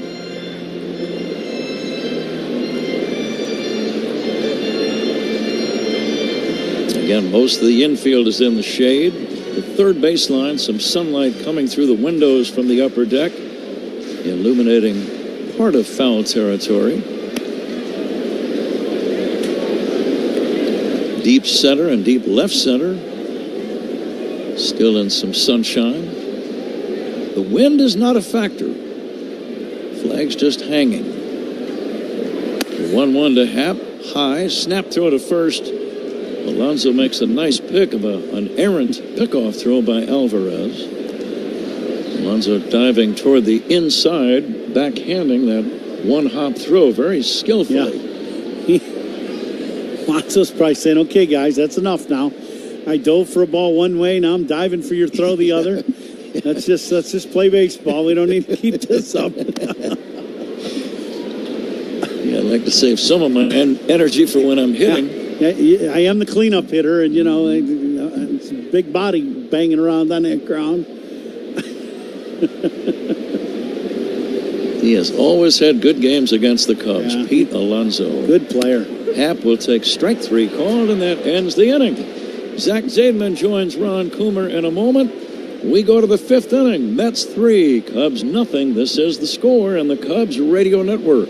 Cub fans, Cody Bellinger here. Pat and Ron call every game here on the Chicago Cubs. Not completing high school is more of a social thing than it was an academic thing. Even though all these years have passed, I still had that longing to have my diploma. At age 30, Carissa finished her high school diploma. If you're even considering getting your high school diploma, you can do it. No one gets a diploma alone. If you're thinking of finishing your high school diploma, you have help. Find free adult education classes near you at finishyourdiploma.org. That's finishyourdiploma.org. Brought to you by the Dollar General Literacy Foundation and the Ad Council.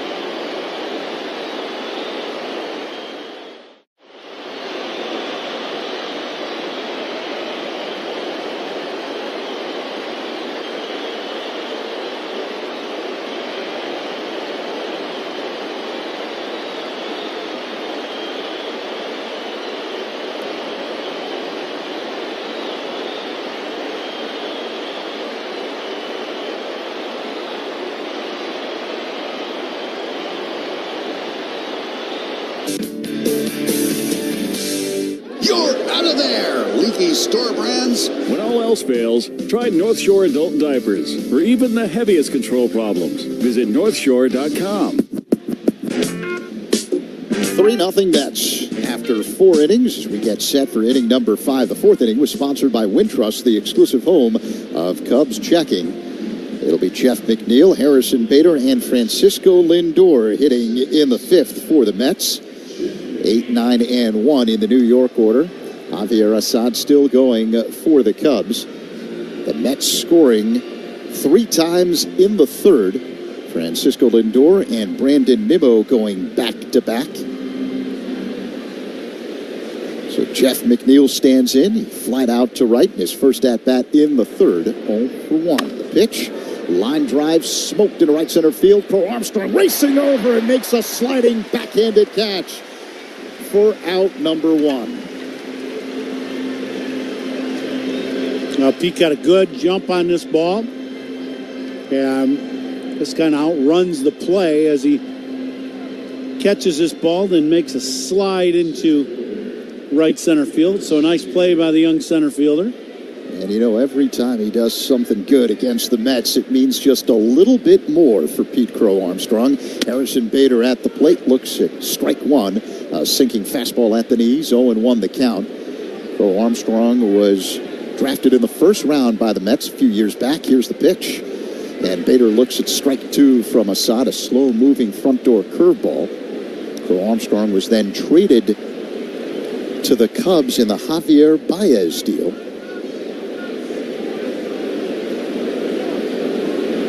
Bader calls time, now steps back in the box. Right-handed batter, bit of an open stance. He waits for the 0-2. Here it comes, just outside, 1-2. The pitch clock is powered by Work Zone Safety. Make sure you follow Work Zone signs. It's not a game. And we've got to continue playing the Binny's Beverage Depot attendance game, Coom. Here's the 1-2. Bader swings and pops it up right side, foul out of play. Pat gave his guess earlier, 38,783. You want to go next? I can. 40,300. Okay. 1-2 the count. Assad kicks and fires. Bader pulls one on the ground, fair ball. Past Morrell. It'll roll all the way down the left field line. Picked up in the corner by Happ. A stand-up double for Harrison Bader. His 2nd of the game. Second breaking ball he's got from Assad. Both of them stayed up in the zone, kind of hangers, and then end up about mid-thigh. Both of them ended up in the same place down the left field line for stand-up doubles. So Bader at 2nd. 1 down here in the top of the 5th. It'll bring up Lindor, who had an opposite field 2-run shot his last time up in the 3rd. The Mets with a 3-0 lead over the Cubs. It's the finale of a 3-game set between these two. Bader with good speed at second base. Assad deals, and it hits Lindor in the back.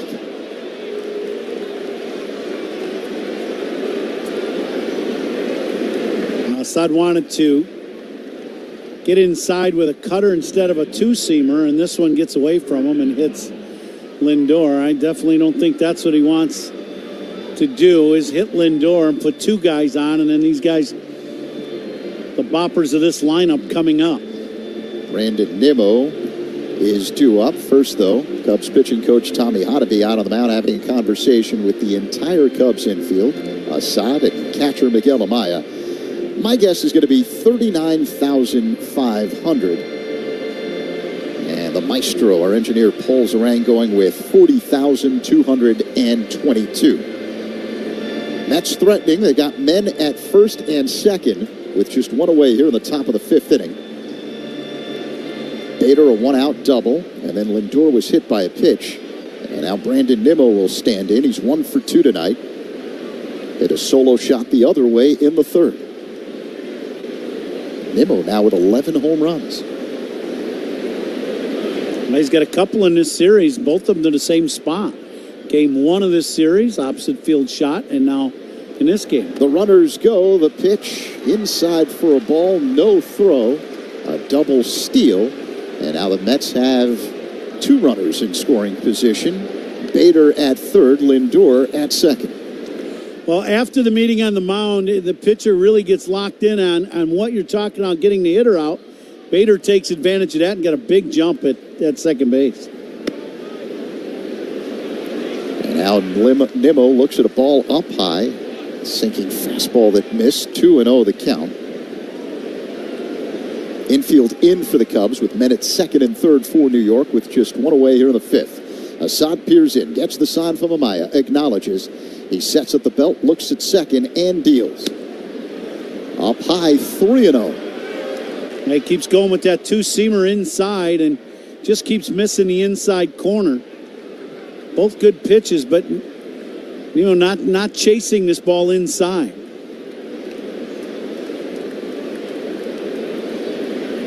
Here comes the 3-0 delivery. Called strike. Assad looking in, going, not kind of the same pitch I just threw. Both of them at the knees on the inside, and two of them, I have to agree with the home plate umpire, were both in. The 3-1 delivery. That's low, ball 4, and now the bases are loaded for the Mets as Nimmo draws the walk, and the dangerous J.D. Martinez due up. Well, and after that last breaking ball down, that'll be the end of the day for Assad. It's just one of those days the Mets had a good plan of attack, and when he did make a mistake, they put the ball in play, and they got some knocks and a couple home runs, and fortunately, that'll be the end of the day for him. Not completing high school is more of a social thing than it was an academic thing. Even though all these years have passed, I still had that longing to have my diploma. At age 30, Carissa finished her high school diploma. If you're even considering getting your high school diploma, you can do it. No one gets a diploma alone. If you're thinking of finishing your high school diploma, you have help. Find free adult education classes near you at finishyourdiploma.org. That's finishyourdiploma.org. Brought to you by the Dollar General Literacy Foundation and the Ad Council.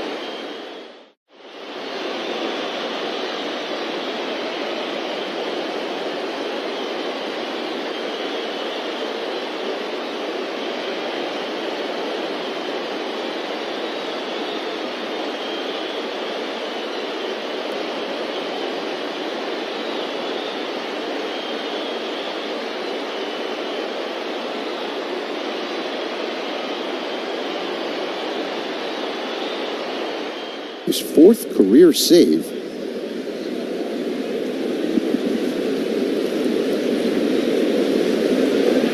Righty-righty matchup. Thompson works on the third base side of the rubber. The pitch to Martinez, called strike on the inner half. Fastball, 94 mph, 0-1. Now Martinez in years past, and all good RBI guys, he's going to try to stay away from rolling over a ground ball. Would not surprise me if he's trying to elevate this ball to right center.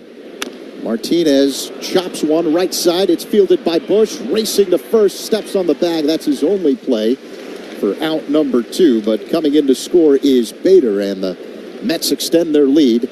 Now up 4-0 over the Cubs here in the fifth.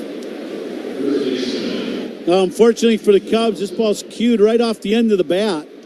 And it ends up kind of squirting out towards Michael Bush. He's got only one play, and that's to run over and tag the bag at first. It'll drive in a run. He's second out of the inning. Now Pete Alonso at the plate with men at second and third. 2 away. Here's the pitch. Alonso looks at a strike from Thompson. 0-1. Another fastball.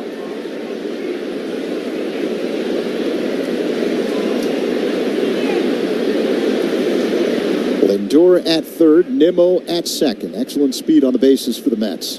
The pitch to Alonso. Chopped on the left side. It is cut off by Morel. Running throw to first in time to get Alonso. And Thompson limits the damage. That's out number 3. The Mets only score 1 run, even though they had the bases loaded with just 1 away. Middle 5, it's the Mets 4, and the Cubs.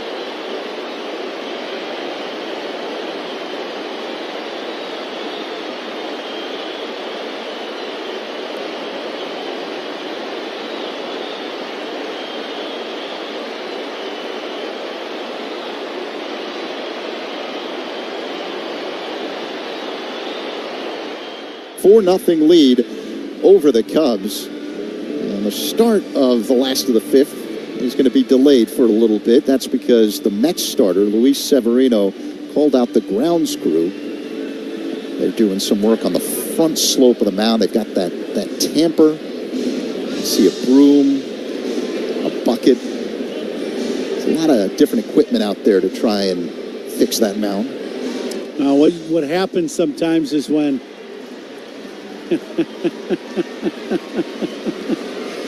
Dave Matthews in attendance here at Wrigley Field. They just showed him on the video board in left. The Sandberg Game 2 is bringing out all the celebs today also. Yeah. Can you blame him? Bill Murray? Yeah, Bill was at the ceremony earlier today. Dave Matthews. And you know there are others. We just haven't found them yet, right? I would think yes, absolutely. The Potawatomi Casino Hotel 5th inning. Light up your senses. Christopher Morel, Dansby Swanson, and Pete Crow Armstrong, 2 up for the Cubs.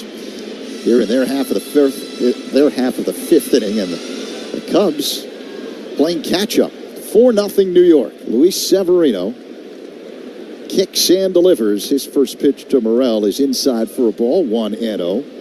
Javier Assad started for the Cubs. Kumi went 4 1/3. Gave up 4 runs on 7 hits, 1 walk as Morel swings and bloops one into the glove of a leaping Lindor. Backhanded catch on the edge of the outfield grass in left. 1 away. A little soft liner off the bat of Morel, and it's that 2-seam fastball running in hard from Severino. And you know, Severino's got a good one. 2-seamer has good run to it. But it's also got some good velocity. He's in at least the mid-90s all game long with that fastball. So here's Dansby Swanson, 0 for 1 tonight. Looks at a strike on the outside corner from Severino, 0-1. Friday, July 5th is NASCAR Day. Fans who purchase at CUBS.com/specials as that pitch misses inside, 1-1. Fans who purchase at CUBS.com/specials receive a limited edition Cubs checkered flag. The pitch. Up high, 2-1.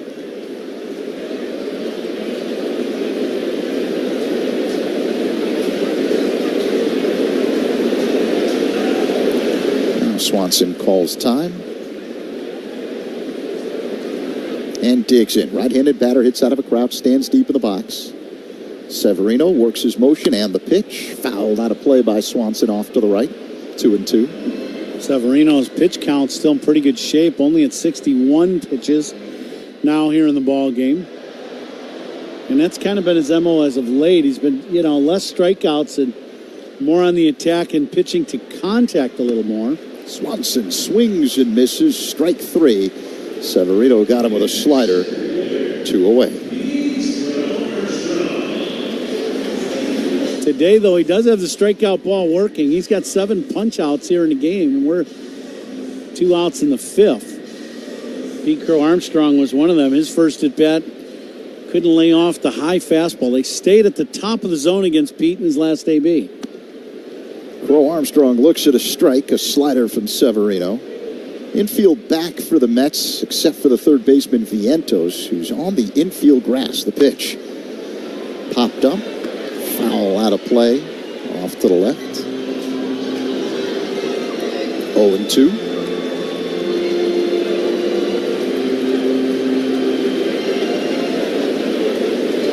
Crow Armstrong digs in. Righty-lefty matchup. The pitch bounced foul off to the right. Count remains 0-2. Flags barely moving atop the historic center field scoreboard here at Wrigley. Yeah, now that the flags the wind has kind of died down, the ball will really carry here at Wrigley Field. The 0-2. Crow Armstrong fouls it away. Second deck off to the left.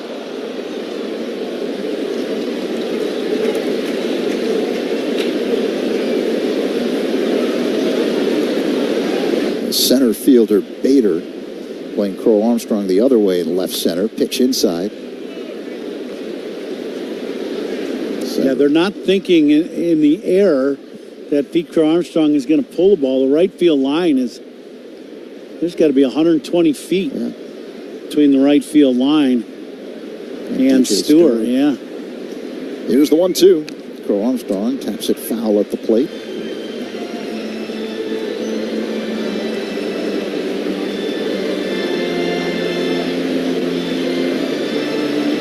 Are playing Crow Armstrong to pull on the infield. The Mets have essentially vacated third now with the alignment. Here comes the 1-2. Foul back out of play.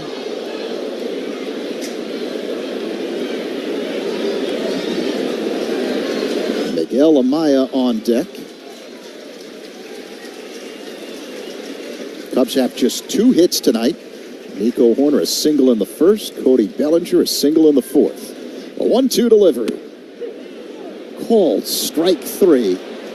Crow Armstrong frozen with a fastball on the outside corner. Cubs go down in order here in the 5th. After 5, it's the Mets with a 4-0 lead over the Cubs. On the Score and the Cubs Radio Network. Hey Cubs fans, it's Craig Counsell. Listen to every game here on the Chicago Cubs Radio Network. Step into the batter's box for BetMGM's Swing for the Fences free-to-play game. Pick an area of the strike zone and take your best swing. Log into your BetMGM sports account. Not completing high school is more of a social thing than it was an academic thing. Even though all these years have passed, I still had that longing to have my diploma. At age 30, Carissa finished her high school diploma. If you're even considering getting your high school diploma, you can do it. No one gets a diploma alone. If you're thinking of finishing your high school diploma, you have help. Find free adult education classes near you at finishyourdiploma.org. That's finishyourdiploma.org. Brought to you by the Dollar General Literacy Foundation and the Ad Council. Not completing high school is more of a social thing than it was an academic thing. Even though all these years have passed, I still had that longing to have my diploma. At age 30, Carissa finished her high school diploma. If you're even considering getting your high school diploma, you can do it. No one gets a diploma alone. If you're thinking of finishing your high school diploma, you have help. Find free adult education classes near you at finishyourdiploma.org. That's finishyourdiploma.org. Brought to you by the Dollar General Literacy Foundation and the Ad Council.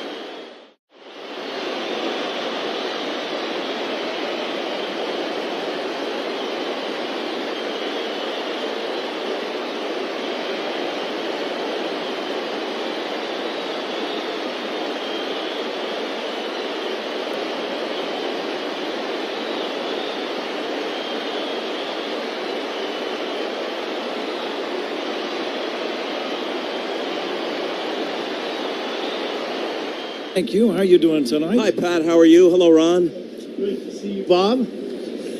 40 years ago today, you were right here working for NBC television. You were a young 32-year-old. Mm-hmm. What do you recall about that game? I'm hoping people are not now doing the math. But the equation is inescapable. I recall almost everything about that game because it's just etched in memory because it was such an unforgettable game. It's perhaps the best regular season game, all things considered, I've ever seen, and it's certainly the best regular season game I've ever broadcast. Wow. I was going to say, at the end of the segment we did on Baseball Voices with you, you said something like, I can't remember when I've ever seen a better one. Mm-hmm. And you're saying you have not. Of course, I was 32 then, so my catalog of memories was smaller. But it shows you how great that game was because my assessment hasn't changed 4 decades later. Yeah, you were pretty right on. Yeah, it was pretty good. I had a crystal ball. Yeah. All I remember is that game is jumping up and down in my grandparents' basement, watching by myself, going, where's my dad? He needs to see this right now. And I was a South Side of Chicago kid as a Cub fan. Francisco Alvarez waits for the 2-1 pitch from Keegan Thompson. Takes inside for a ball. But wasn't that kind of perilous to be a Cub fan on the South Side? I got tough in a hurry. Yeah. I wasn't real popular even with my own family. It's a deal. Sorry to hear that, Ron. It explains a lot, though, doesn't it, Pat? After all these years. 3-2 now on Francisco Alvarez. But, Bob, what did that game mean to your career at that time? I didn't think of it so much and still don't as a career boost or anything. It was just an affirmation for me, all four, just an affirmation for me of how much I love the game and how much I really appreciated the fact that I got to be here and be part of it. You know, when you've been around as long as I have, and at NBC during the prime of my career, we had so many great properties. Just by happenstance, I was witness to and maybe a small part of so many unforgettable moments, and I never cease to be grateful for that.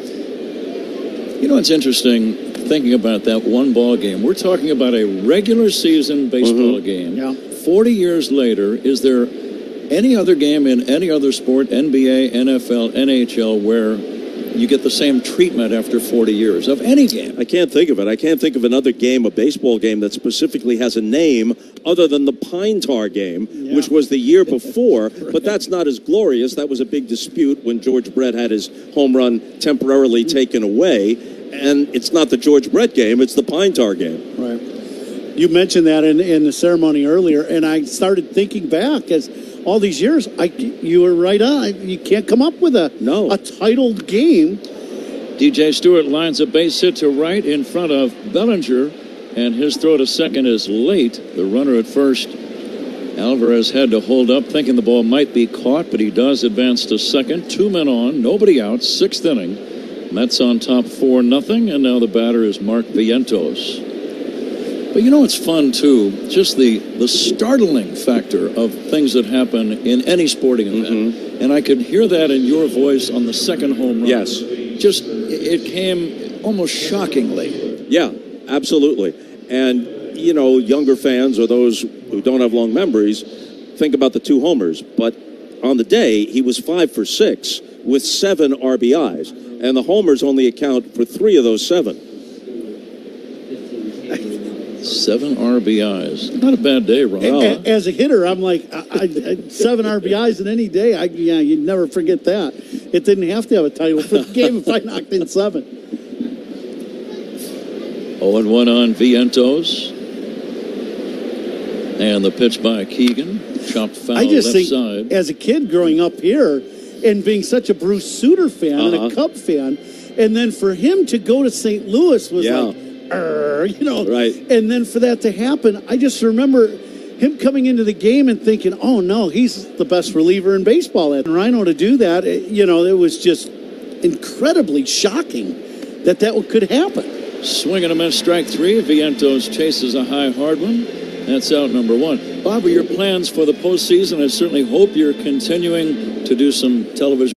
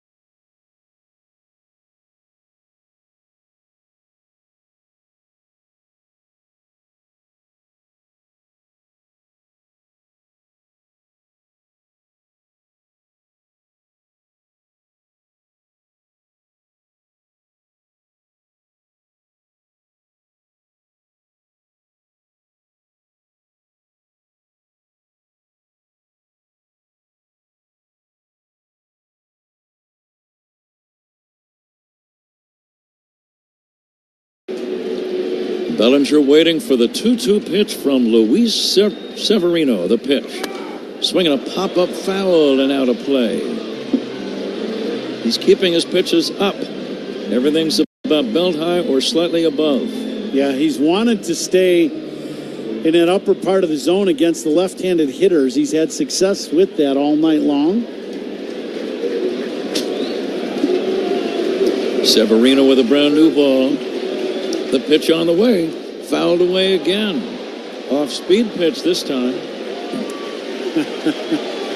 Fans getting into it now, knowing this is one of those moments in a ball game. This is what you love about Wrigley Field right here.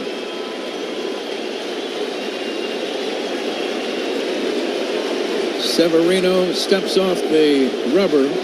He is saying, I can't hear because of the crowd, the pitch track information. He's telling the second base umpire, I can't hear a thing. And, of course, that'll make the crowd get even louder. Exactly. Yeah, that's what's going to happen. Yeah, he's like... He's got the pitch track device in the hat. He took the hat off, readjusted the device. How about one fastball, wiggle for two-seamer, and two for a breaking ball? A little old-fashioned. Listen to these fans at Wrigley. The set for the 2-2. And the pitch. Bellinger swings and misses, strike three. A fastball got him. 98 mph. And let's see if that's going to be the end of the night for Severino. Yeah, it was just good gas right at the top of the zone. Belly tried to just take a short stroke at that ball and just foul it off away and just couldn't catch up with it. Mets are managed by Carlos Mendoza. Jeremy Hefner is their pitching coach. I think this is Hefner out talking to him. I think this is just a situation where after a long at-bat towards the end of your night, just trying to give him a little bit of a break instead of taking him out. Give him just a little breather and give him another hitter. I mean, 98 on the black, the top of the zone. It's not like his stuff has gotten bad. Absolutely. You always hear guys talking about reaching back for a little something extra. That's what he did a minute ago. And here is Seiya Suzuki. Seiya, nothing for two. Takes inside. That ball brushed him back. Down around the knees. All of the field now is in the shade. No more sunlight. Fastball inside, ball two. Okay, what are you looking for if you're Seiya?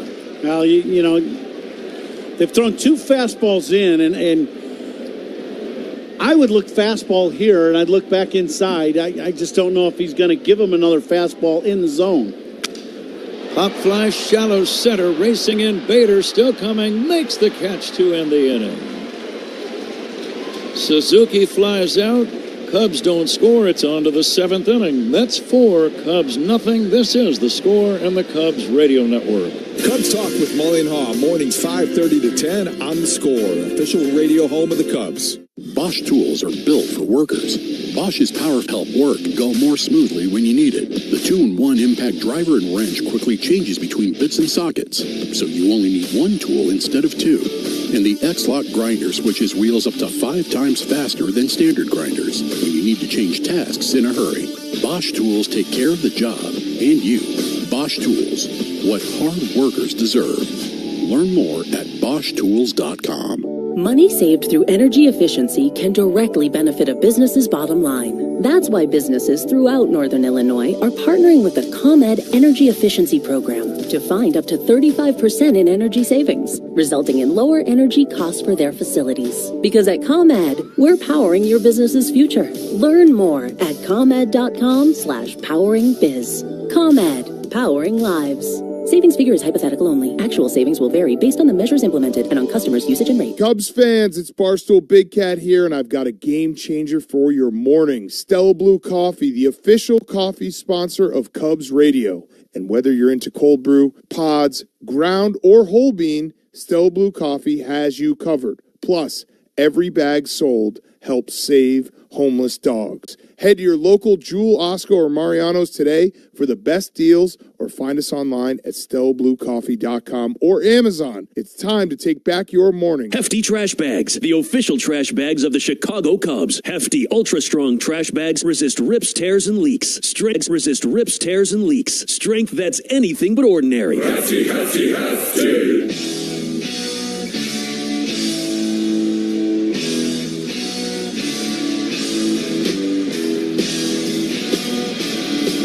Right-hander Keegan Thompson out to work the 7th inning.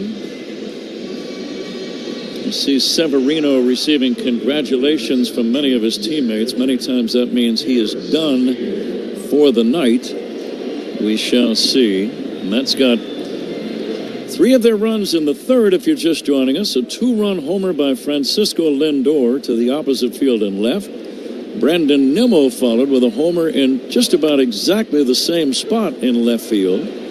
J.D. Martinez's 5th inning run-scoring ground ball produced their other tally. Cubs have done nothing against Severino through 6 innings. And now Harrison Bader leads off the Mets' 7th inning and takes inside for a ball. 1-1. First out in the inning will be sponsored by Xfinity. Stream sports with Xfinity because it's only live once. Fastball to Bader, a little bit inside, 2-1. Let's get back to that quote we read earlier from Casey Stengel, this date in baseball history. His quote was, "Most ball games are lost, not won." I'll take a crack at what I'm kind of reading into that, Ron, if you want. Baseball is a game with a lot of failure. The best hitters will get 3 out of 10. That means they fail 70% of the time to achieve what they want. So he's saying maybe the team that fails the least is going to win the most number of games. That's one theory that I have. Yeah, no, I couldn't agree more. How many games do you play where the team that makes 1 or 2 errors, 2 or 3 key walks in a game, or an error or 2, a couple walks here and there, and that ends up changing the game? Bader takes ball 4, a pitch that just missed. But it really is a game where you know you're not going to get hits all the time. It's about percentages, making the percentage plays and, you know, the odds of making a throw here to get a guy as opposed to throwing to another base and getting a sure thing. No, I couldn't agree more. And there's, you know, the great teams, you know, there's another saying, good teams don't beat themselves, right? And you know, and that goes right back to that same comment that Casey Stengel made. Francisco Lindor will take a fastball strike. Now, we've talked about 40 years ago, Ryan Sandberg all day, and of course the statue ceremony took place outside of Wrigley before the game. Huge day for Rhino. There's the 0-1 low and inside. You know what I thought was kind of funny about all that? And you know, it's kind of fitting for Rhino. This day is known because of the 2 home runs he hit off of Bruce Sutter. But in his speech, he talked about wanting to be a baseball player, and the statue is him playing defense. Yeah, that was interesting, wasn't it? Right? He truly was an all-around ball player, though, when you think about it. Great base runner and base stealer. Bob Costas pointed out the 19 triples that he had. Think of that. In 1984. And as he said that, I was thinking, Wrigley Field is not really a triples hitting ballpark, right? Absolutely. Here's the 1-2 to Lindor from Keegan Thompson. Swing and a miss. Good high fastball gets him. And that's out number 1. 4-0 Mets. We're in the top of the 7th inning, and the batter, Brandon Nimmo. Good fastball by Keegan, right up the top of the zone. Throw it right by Lindor.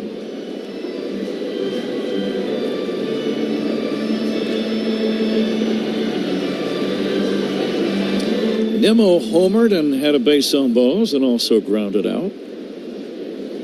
Short lead at first by Bader. He'll jump back to the bag. How about the game that Rick Wise of the Phillies had on this date in 1971? Not only did he pitch a no-hitter, right? He also hit 2 home runs in the game to beat Cincinnati 4-0. And the Reds at that time had Rose, Bench, and Perez in their lineup. And he no-hit them. You think Rick Wise going, why is this the Sandberg day? Here's a pop-up foul and out of play. Yeah, he's probably not real happy about all this, but that's not real wise to feel that way. Now, here's an odd thing that happened. 1946 on this date at the old Polo Grounds in New York. Bader dancing off to the lead at first. Fastball high to Brandon Nimmo. Players by the names of Eddie Waitkus and Marv Rickert, 1946, hit back-to-back inside the park home runs for the Cubs in a game at the Polo Grounds. It's the only time that's happened in National League history. Back-to-back inside the park. Now, the Texas Rangers did it at one time. I believe Bump Wills and Toby Harrah in a game at Yankee Stadium back sometime in the 1970s. But how odd and how rare is that? You can go years without seeing a single inside the park home run. And for guys to do it back-to-back, go figure. Fastball is high to Nimmo, and the count 2-2. Yeah, and in a decade of Major League Baseball, you could see less than a handful in a decade, right? When's the last one we've seen? I can't remember. Here's a wild pickoff throw at first, and Bader will go to second base. Throw behind the runner makes it hard for the first baseman to reach for the ball when it's right into the runner like that. And Bush never got a glove on it, so that's E1. On Strikeouts by all Cubs hitters, sponsored by Chicago and Northwest Indiana Hyundai dealer. Own every mile in a brand new Hyundai. Keegan could use a punch out here. Nimmo waiting for the 2-2. Mets leading 4-0. Nimmo pokes this one foul out of play left side. The late great Ernie Banks, 1961, his consecutive games played streak ended at 717. He was sidelined by a knee injury.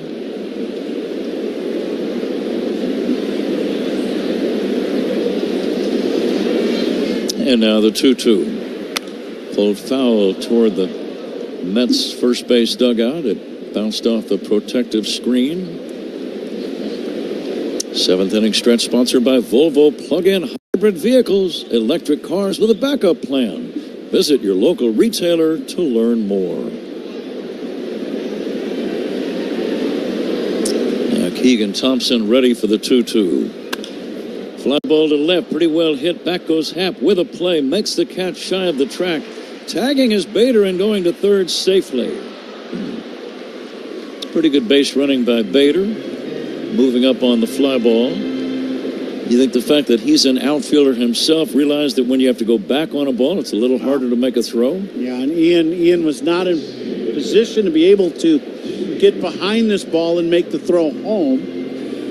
And, for Bader, you can tag up and then go 4 or 5 good steps and just see what the outfield, how he's playing it. And that's exactly what he did, but he just kept on going. Tommy Hottovy out to see about Keegan Thompson. Tyson Miller will start to throw in the Cub bullpen.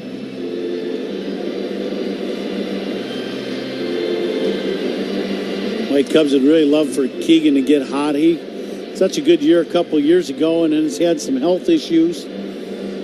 But Cubs would love to see him get back to form, and it looks like that fastball is getting there, building up arm strength. Mets bullpen gets ready. Dead Neil Nunez, a right-hander, starts to throw. 2 down in the inning, a runner at third. Mets lead by 4. J.D. Martinez, the big man, swings and fouls it back. We're coming to you live all season long from the Invesco QQQ broadcast booth, proud ETF partner of the Chicago Cubs. Ron, you are part of that QQQ business. Here comes the 0-1, low and outside for a ball. In fact, I heard that they were only QQ until you joined them. They had to add a full extra Q. I hope they QQQQ. That'd be good news for the Coomer family, wouldn't it? Coomer family would be doing better with the extra Q. Here comes the 1-1, a swing and a miss by J.D. Martinez. Exactly how many Qs are you hoping for total? Well, if it'll split a couple times, that wouldn't bother me either. Split Qs? Yeah. Didn't think we'd be having this conversation tonight, but I'm kind of enjoying it. Here comes the 1-2 to J.D. Martinez. It's inside for a ball. Could say you queued him up. Oh, I like that. Very nice. They're going to take a look at this in the Cubs video room. It was not exactly a quick call, and it was not a swing, but the ball was deflected, and I'm not sure if it hit the bat. Oh, you know what it is? It's catcher's interference. I did not see that from the side angle, and that's what Keegan Thompson was saying. That ball didn't hit him, but what happened is Martinez's bat hit the back of Amaya's glove. So catcher's interference, it'll be E2. Martinez reaches. The runner at third still Bader. 4-0 Mets. The batter Pete Alonso. And Alonso takes high. And as we remember what happened about a month and a half ago, Wilson Contreras was catching. J.D. Martinez swung, and it was on his swing where Contreras suffered a broken bone in his left forearm.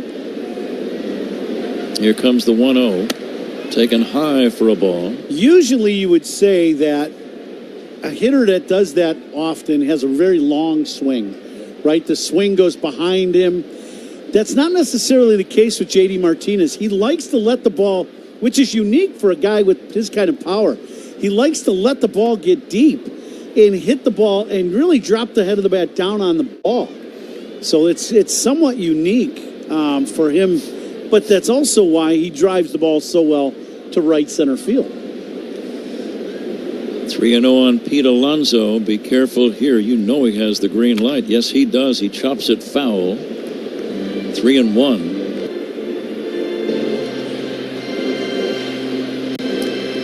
Mets got 3 in the third. Homers by Lindor and Nimmo back-to-back. Lindor's came with a man on. J.D. Martinez drove in a run with a bounce out in the fifth. 4-0 New York. We are in the seventh. Alonso takes low for ball 4, and that loads the bags.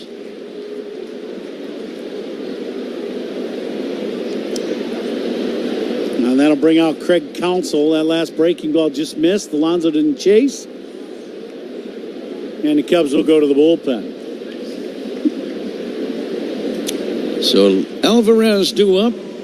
Pitching changes by the Cubs, sponsored by James Hardy Building Products. Siding with the Cubs. Mets on top 4-0. They have the bags loaded in the top of the seventh when we come back on The Score and the Cubs Radio Network. Hey Cubs fans, it's Ian Happ. Listen to every game here on the Chicago Cubs Radio Network. Step up to the plate with Xfinity Internet. Get the fastest speeds and low-lag streaming for an incredible viewing experience that knocks it out of the park. And you'll have a consistent connection with reduced... Not completing high school is more of a social thing than it was an academic thing. Even though all these years have passed, I still had that longing to have my diploma. At age 30, Carissa finished her high school diploma. If you're even considering getting your high school diploma, you can do it.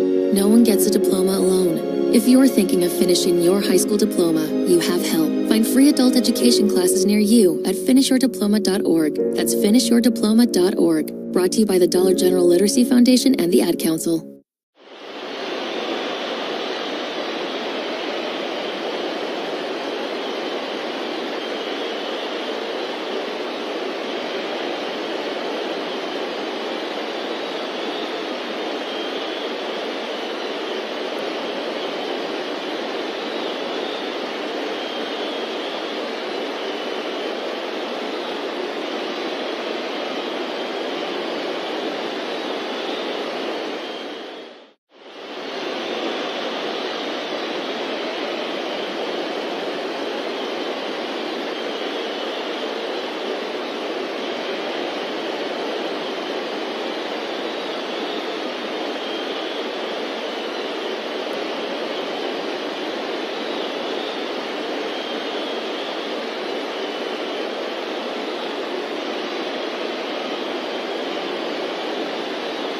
Rockies. It was the Nationals 2, Rockies 1. The Twins beat the A's 3-0. The Brewers a 6-2 winner over the Padres. Pat? Zach, thank you. Tyson Miller, the new Cub right-hander, inheriting a bases-loaded 2-out jam. Francisco Alvarez at the plate. And Alvarez takes outside ball 1. Cubs offense limited only 3 hits so far. Miller trying to keep them in the game. The 1-0.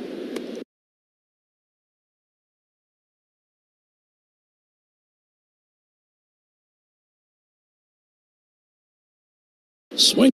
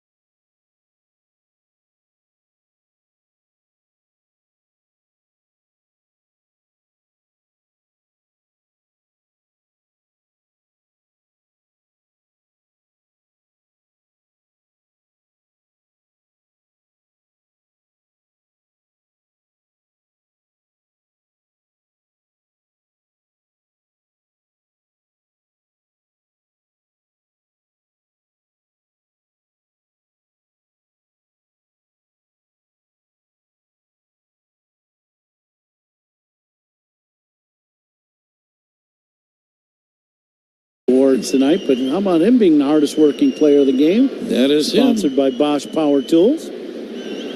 What hard workers deserve.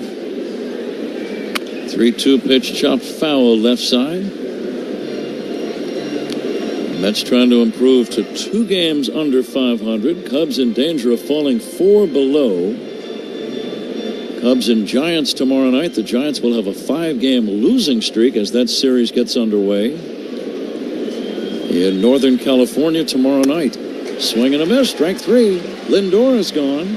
Pretty sharp breaking ball by Luke Little. Yeah, this ball down at the back foot of Lindor. Good slider. Nice pitch. Get the punch out.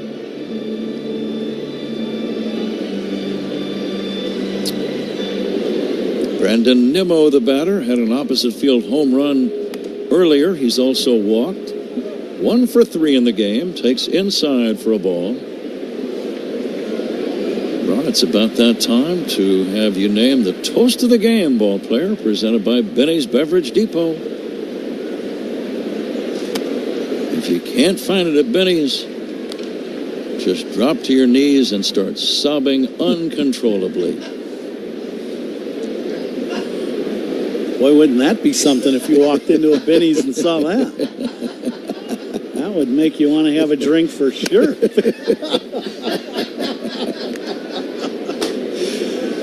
Ball 3 to Brandon Nimmo.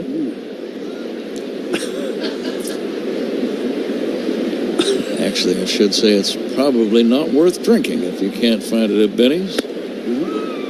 There is a strike to Nimmo. Does this name remind you of the Star Trek actor Leonard Nimoy? Oh, yeah. Yeah, you could. Yeah. I thought it was just me. Here comes the 3-1 to Nimmo. It's in there for a strike.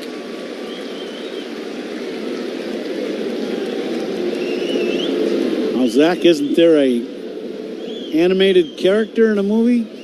Finding Nemo? Yeah, there you go. Uh-huh. What's his name, Zach? The movie's Finding Nemo. Oh, Finding Nemo. Nemo, or rather Nimmo, takes strike 3 called, and that's out number 2. Almost gave him a new name.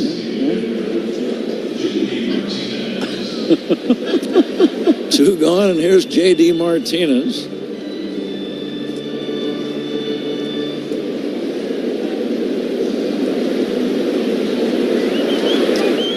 Martinez with a ground out to drive in a run back in the 5th. He had a double earlier.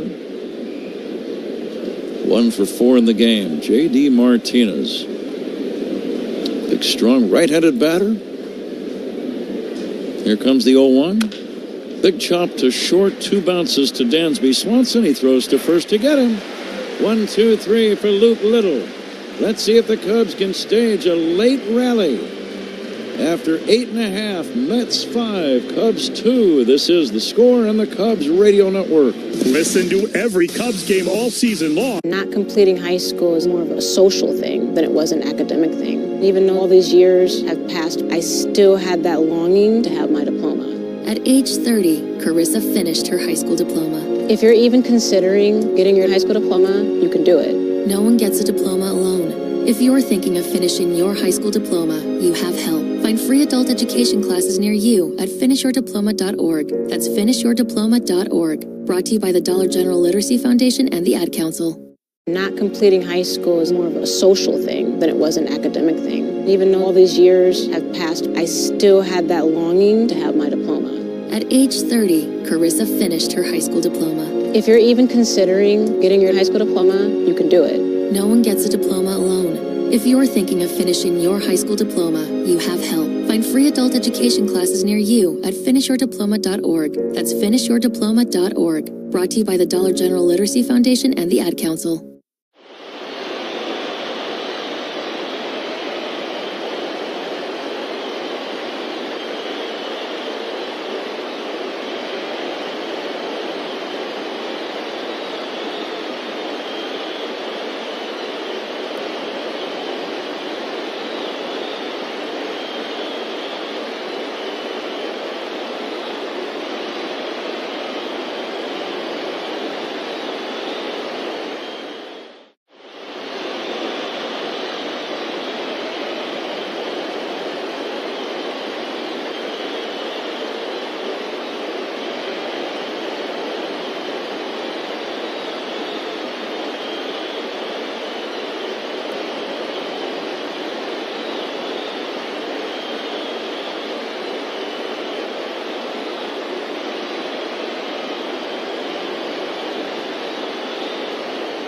BMX HD2 Chicago, an Odyssey sports station.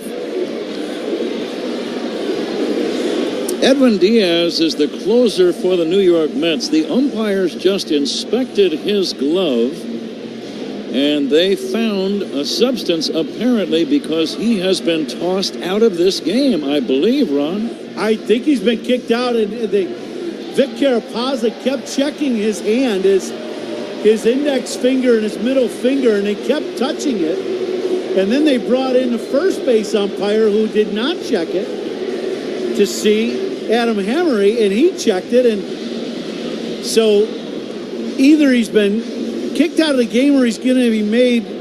I think he's been ejected from the ball game, is what I think it is. I just think he's been kicked out, and because there's the door to the bullpen is open, and I think the Mets are going to have to make a decision on who they're bringing in. But he has been kicked out of the ball game for a substance on his throwing hand and glove. I think it was kind of a combination of both. And it's such an unusual thing to happen, Ron. I don't know who is coming in, and I'm assuming the new man will get as much time as he needs to get ready, right? Yeah. That would make sense. Absolutely. You can't tell a guy you got to come in immediately. So, but the interesting part is now the closer for the Mets is out of the game and did not get to throw a pitch. Drew Smith, a right-hander, will come in. And I'm sure after the game, perhaps tomorrow, we'll hear even more about the ejection and possibly other disciplinary action which may take place. We'll keep our eyes and ears open for that. Right now, we can tell you that Drew Smith, a right-hander, is going to be the Mets' ninth inning pitcher. And we'll take a quick timeout because pitching changes by the opposition are sponsored by Sloan, the official water efficiency partner of the Chicago Cubs and leader in smart water and commercial restroom solutions. Learn more at sloan.com. The Mets lead 5-2, but their primary closer, Edwin Diaz, has been tossed out of the game. And let's see how the Cubs do against Drew Smith, who is warming up right now. And we'll be back with the bottom of the ninth inning right after this on The Score and the Cubs Radio Network. Chicago Cubs memories are made right here with Pat, Ron, and Zach on the Cubs Radio Network. All right, listen up, baseball fans. When your team is up to bat and the bases are loaded, step up to the plate with Xfinity Internet. It's got the fastest speeds and low-lag streaming, which means you'll enjoy an incredible viewing experience that knocks it out of the park. Plus, you'll get a consistent connection with reduced buffering and freezing, even when the whole team is online. So you can stay in all the action, inning after inning, all from the comfort of your living room. When it's game time, kick back and make sure to catch the biggest must-see moments with internet that's both powerful and reliable. Sounds like a win to me. Stream sports from the best seat in the house with Xfinity because it's only live once. Actual speeds vary and not guaranteed. Many factors affect speed. For factors affecting speed, visit Xfinity.com/network management. This copyrighted broadcast is presented by authority of the Chicago Cubs and may not be reproduced or retransmitted in any form, and the accounts and descriptions of this game may not be disseminated without the express written consent of the Chicago Cubs. Brought to you by Menards. Save big money at Menards. Matt? Drew Smith warming up. He will be the ninth inning pitcher for the Mets. Ron? Well, so what I think has happened is there's two rosin bags that are always on the mound, and they've got two different ones in the bullpen. There's one that has a little more tackiness to it, and then one that's just more for a drying agent, without getting too much into it. The one that's a little tacky does give you some tackiness feel. If you start going to the ground and that, all of a sudden what it looked like on Diaz's hand is he had some dirt in that tackiness, and all of a sudden it looked like he had foreign substance on his hand. And then you start looking at it and you start feeling his hand, and to me, I think from the looks of it, and then obviously it was tacky, Vic Carapazza says, you know what, that's foreign substance. Any way you look at it, you're out of the game. And Diaz did not really put up much of a beef. He just walked away, and he was obviously a little bit disappointed that he didn't get a chance to pitch, but no major argument. I really think he was trying to explain that he's using the rosin. The way he was going is, I didn't do anything illegal. Like, this is the substances you're giving me. But I think if you go to the dirt and all of a sudden it's obvious you have something on your fingers and it's tacky, they don't know what you did down there, and you got launched. It's interesting because we see the umpires check the glove of pitchers several times every single day. Right. Usually right around the baseline as they're walking in or walking out to the mound, and 99 times out of 100, the umpire says, "You're fine. You know, I just had to check because that's my job." That's right. And then the game continues, but every once in a while, the umpires find something that they don't like, and it means an ejection, and that's what happened here tonight. So Drew Smith, a right-hander, will face the Cubs in the bottom of this ninth inning. Cubs trail 5-2. Ian Happ is going to be the leadoff hitter. Smith taking his time. He should be about ready to go, I would think. Yeah, he gets all the time he wants, and he is definitely taking his time on the mound. There's been no rush for him. And you know what? I don't really blame him. His ERA for the year, 3.18. This will be the 20th appearance of the year for right-hander Drew Smith.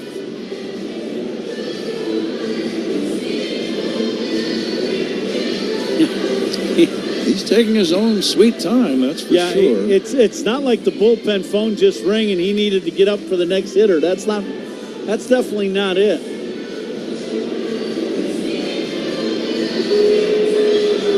Fans starting to get on him for taking time, because he's really taking a lot of time in between pitches.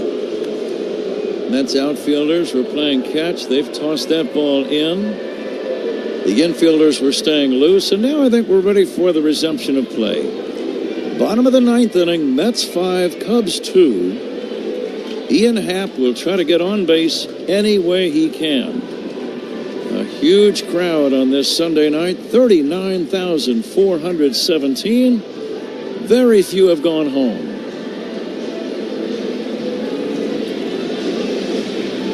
Happ had a single and was along for the ride on the home run by Christopher Morel in the 7th. Those are the only 2 runs the Cubs have managed all night long. This is their last chance. Bottom of the ninth inning. Here we go. The pitch to Happ. Popped up. Right side, shallow right. Taylor in, calling. And that's out number 1. Happ. Pop up into shallow right. And here's Morel. Boy, Ian with a big swing and a high fastball, hit it a mile in the air. They had a little bit of an upshoot swing on that pitch and just couldn't get on top of it.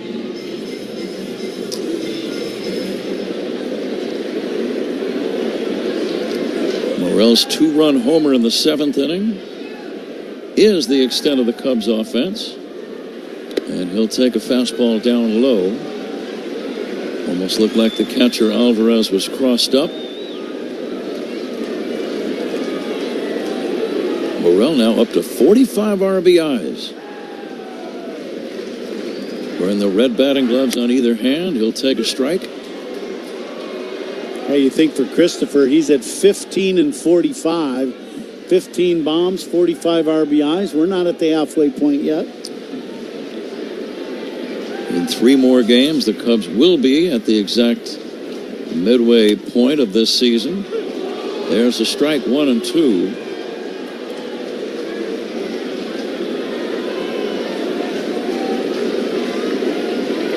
Cubs will be on the road this coming week in San Francisco for 4 and 3 in Milwaukee next weekend. Morel takes low and away, 2 and 2.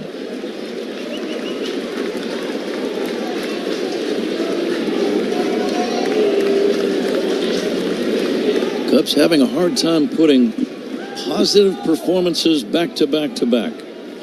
The 2-2 is down low for a ball, 3-2. Like every big league team, the Cubs look very, very good occasionally, but not yet really on a consistent basis. Right. Let's see if Morel can reach. And he takes strike 3 call. Fastball got him looking. And now the Cubs are down to their last chance. Now Christopher looking for a breaking ball, and Smith just buzzes a heater right down the middle at the knees for strike 3.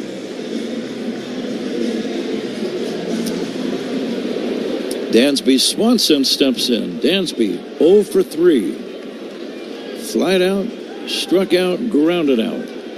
Takes one outside. You never know. Pro Armstrong on deck. Cubs need 2 men to get on to have a chance to tie the game. Patrick Wisdom would be a candidate if these 2 men can reach. Patrick would be a candidate to pinch hit, that is. Yeah, absolutely. Representing the tying tally. 1-1 on Swanson. You want Patrick to be able to come up with the game on the line, right, where he can tie the ball game. And now Smith, they're going out to check him out, and he might be hurt.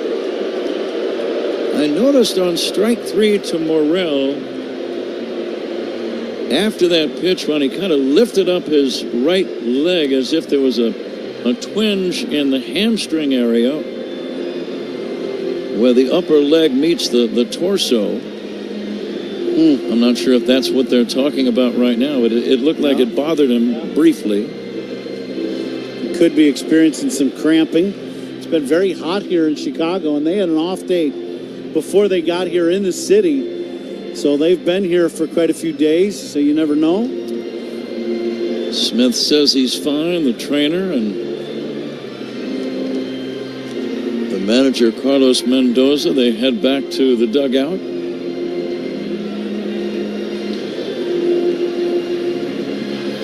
I'm actually looking at Smith. He called for some assistance. They called for the catcher to come out to give him a little time. But when you do that, the dugout, they see that. Mets 5, Cubs 2, bottom of the 9th inning. 2 down, nobody on. Swanson must reach to keep the Cubs alive on this Sunday night.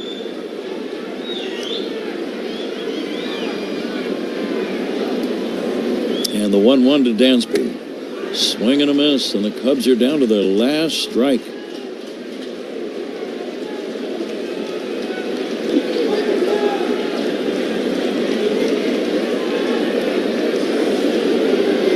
That last pitch was 89 miles an hour. I still don't think Smith is right.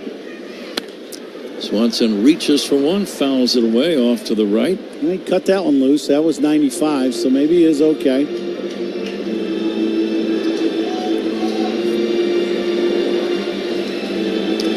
Mets have led ever since back-to-back home runs by Lindor and Nimmo in the 3rd inning. Cubs down to their last strike. The pitch to Swanson, wrapped on the ground toward the middle. Base hit. Past a diving Lindor. It's not over yet. Swanson singling out of the range of Lindor. And that's going to be all for Drew Smith. The left-hander Jake Diekman will get the call from the bullpen. Now the Cubs need 1 more man to get on to allow the tying run to be standing at home plate. Pitching changes by the opposition, sponsored by Sloan, the official water efficiency partner of the Chicago Cubs and leader in smart water and commercial restroom solutions. Learn more at sloan.com. It's 5-2 New York. 2 down, bottom of the 9th inning, a man on when we come back on The Score and the Cubs Radio Network. Hey Cubs fans, it's Dansby Swanson. Listen to every game here on the Chicago Cubs Radio Network.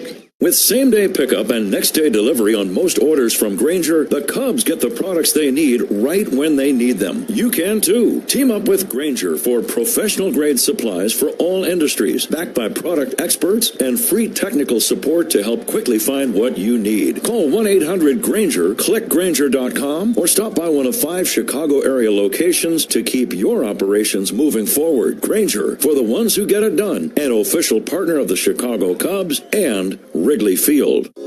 James Hardy Building Products knows how important your home is. That's why they're rated the #1 brand of siding in North America. Trusted by homeowners on over 10 million homes from coast to coast, they can give your home a beautiful design without compromising on durability and protection. They also know how important it is to support your hometown and root for the home team. That's why James Hardy is proud to sponsor the Cubs. James Hardy Building Products, siding with the Cubs.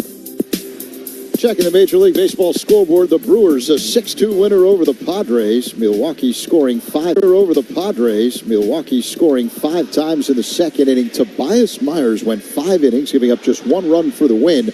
Myers now 5-2 for Milwaukee with an ERA just a little bit over 3. The Twins shut out the A's 3-0.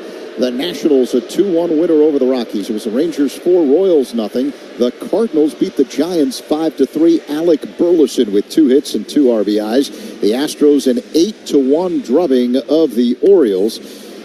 Marlins 6, Mariners 4. The Tigers beat the White Sox big 11-2. It was the Guardians 6, Blue Jays 5. The Red Sox a 7-4 winner over the Reds.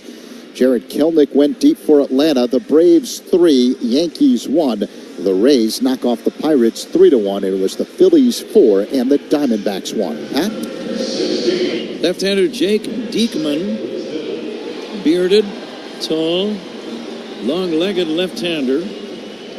Patrick Wisdom is going to bat for Pete Crow Armstrong. The lead is 5-2. Swanson will not be held at first by Alonso. The home plate umpire, Alex Tosi, is over in front of the Mets first base dugout. I'm not sure why. Oh, I see. He's waiting for the catcher, Alvarez. I think Alvarez broke his glove. A lot of warm-up pitches in this inning. Absolutely. Well, let's see if Wisdom can reach. Miguel Amaya on deck.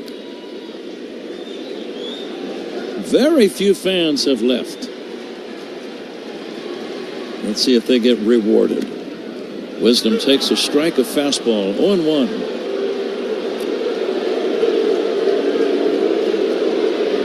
Wisdom is batting for Pete Crow Armstrong in this spot.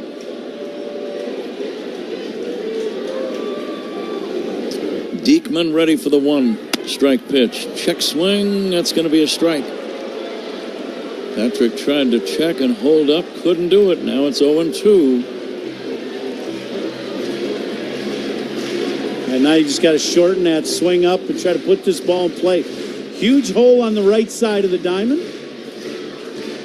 Neal, the second baseman, playing right in behind the bag in the middle of the diamond. Swanson not being held at first. The 0-2. Strike 3 called, and the ball game is over. The Mets win the game and win the series. The final tonight, 5-2 New York. We'll be back with the totals in a moment on The Score and the Cubs Radio Network. Listen to every Cubs game all season long, right here on the Chicago Cubs Radio Network. No matter the condition, from stroke and epilepsy to rare brain tumors, Loyola Medicine's comprehensive and advanced neurosurgery department can treat it. Recognized among the top in the nation for neurology and neurosurgery patient outcomes, our dedicated team of industry leaders takes a multidisciplinary approach to surgery,